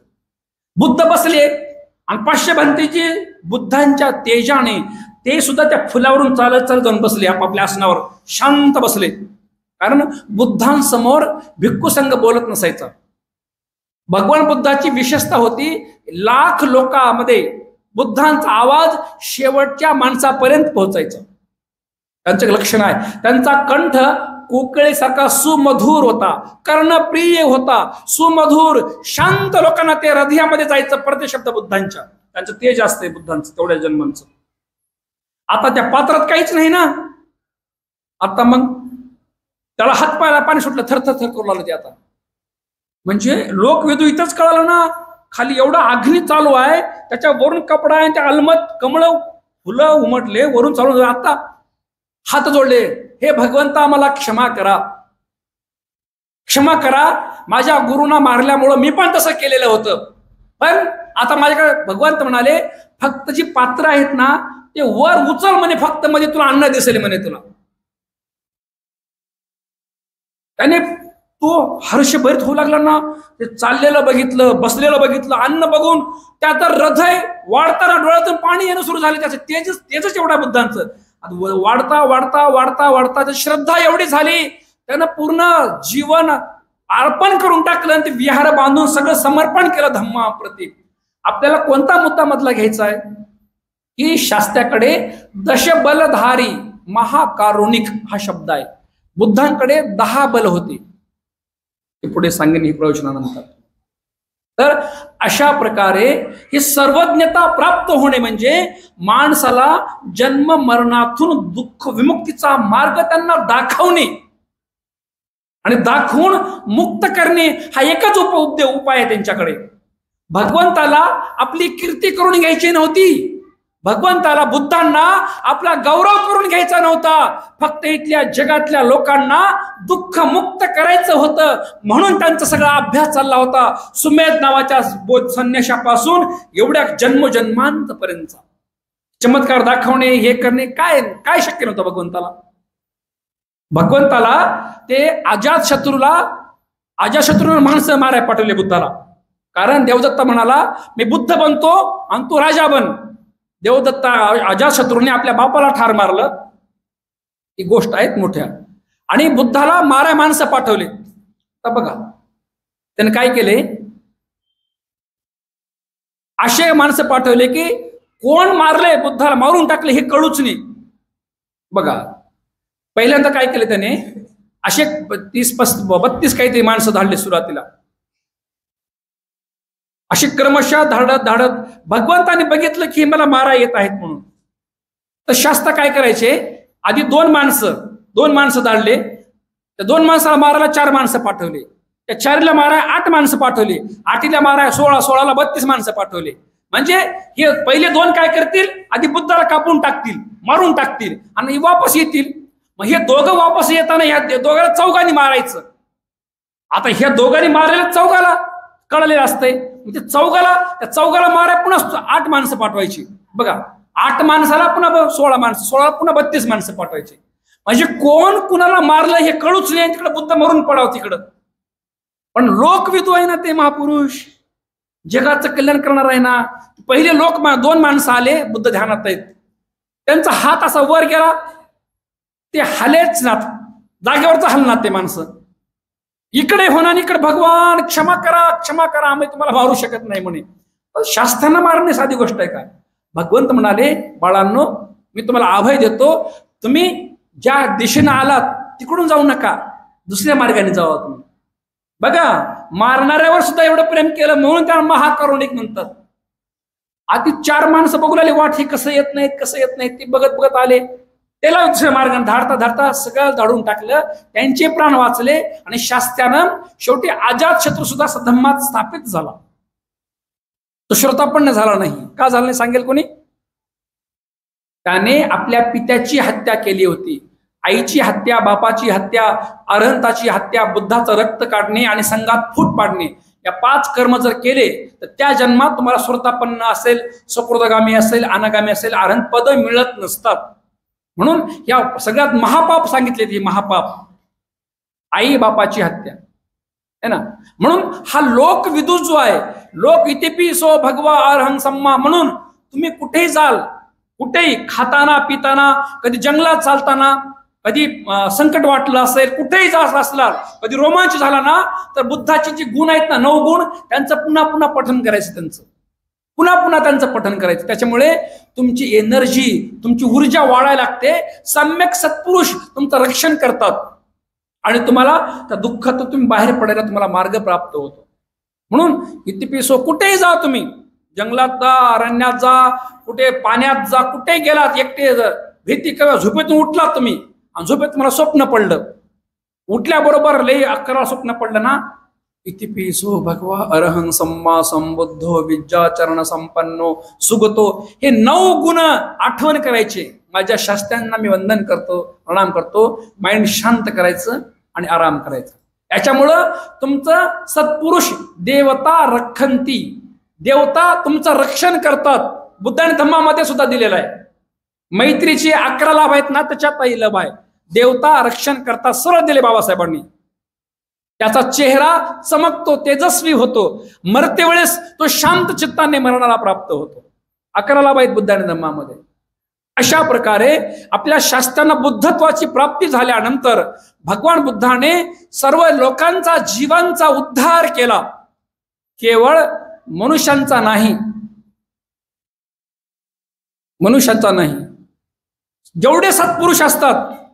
एक गोयंका गुरुजींनी आम्हाला लॉंग कोर्समध्ये सांगितलेलं आहे, त्याचा माझा अभ्यास तेवढाच आहे माझा, की भगवान बुद्धांनी किती लोकांना धम्माचा साक्षात्कार करून दिला,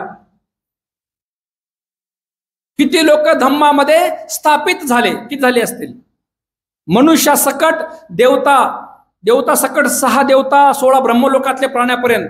फक्त अरूप लोकातले प्राणी धम्म ऐकू शकत नसतात. अरूप लोकातले, कारण त्यांच्याकडे चित्त असतं, शरीर नसतं. अरूप लोकामध्ये 24 असंख्य लोकांना बुद्धाने मुक्त केले. साधुकार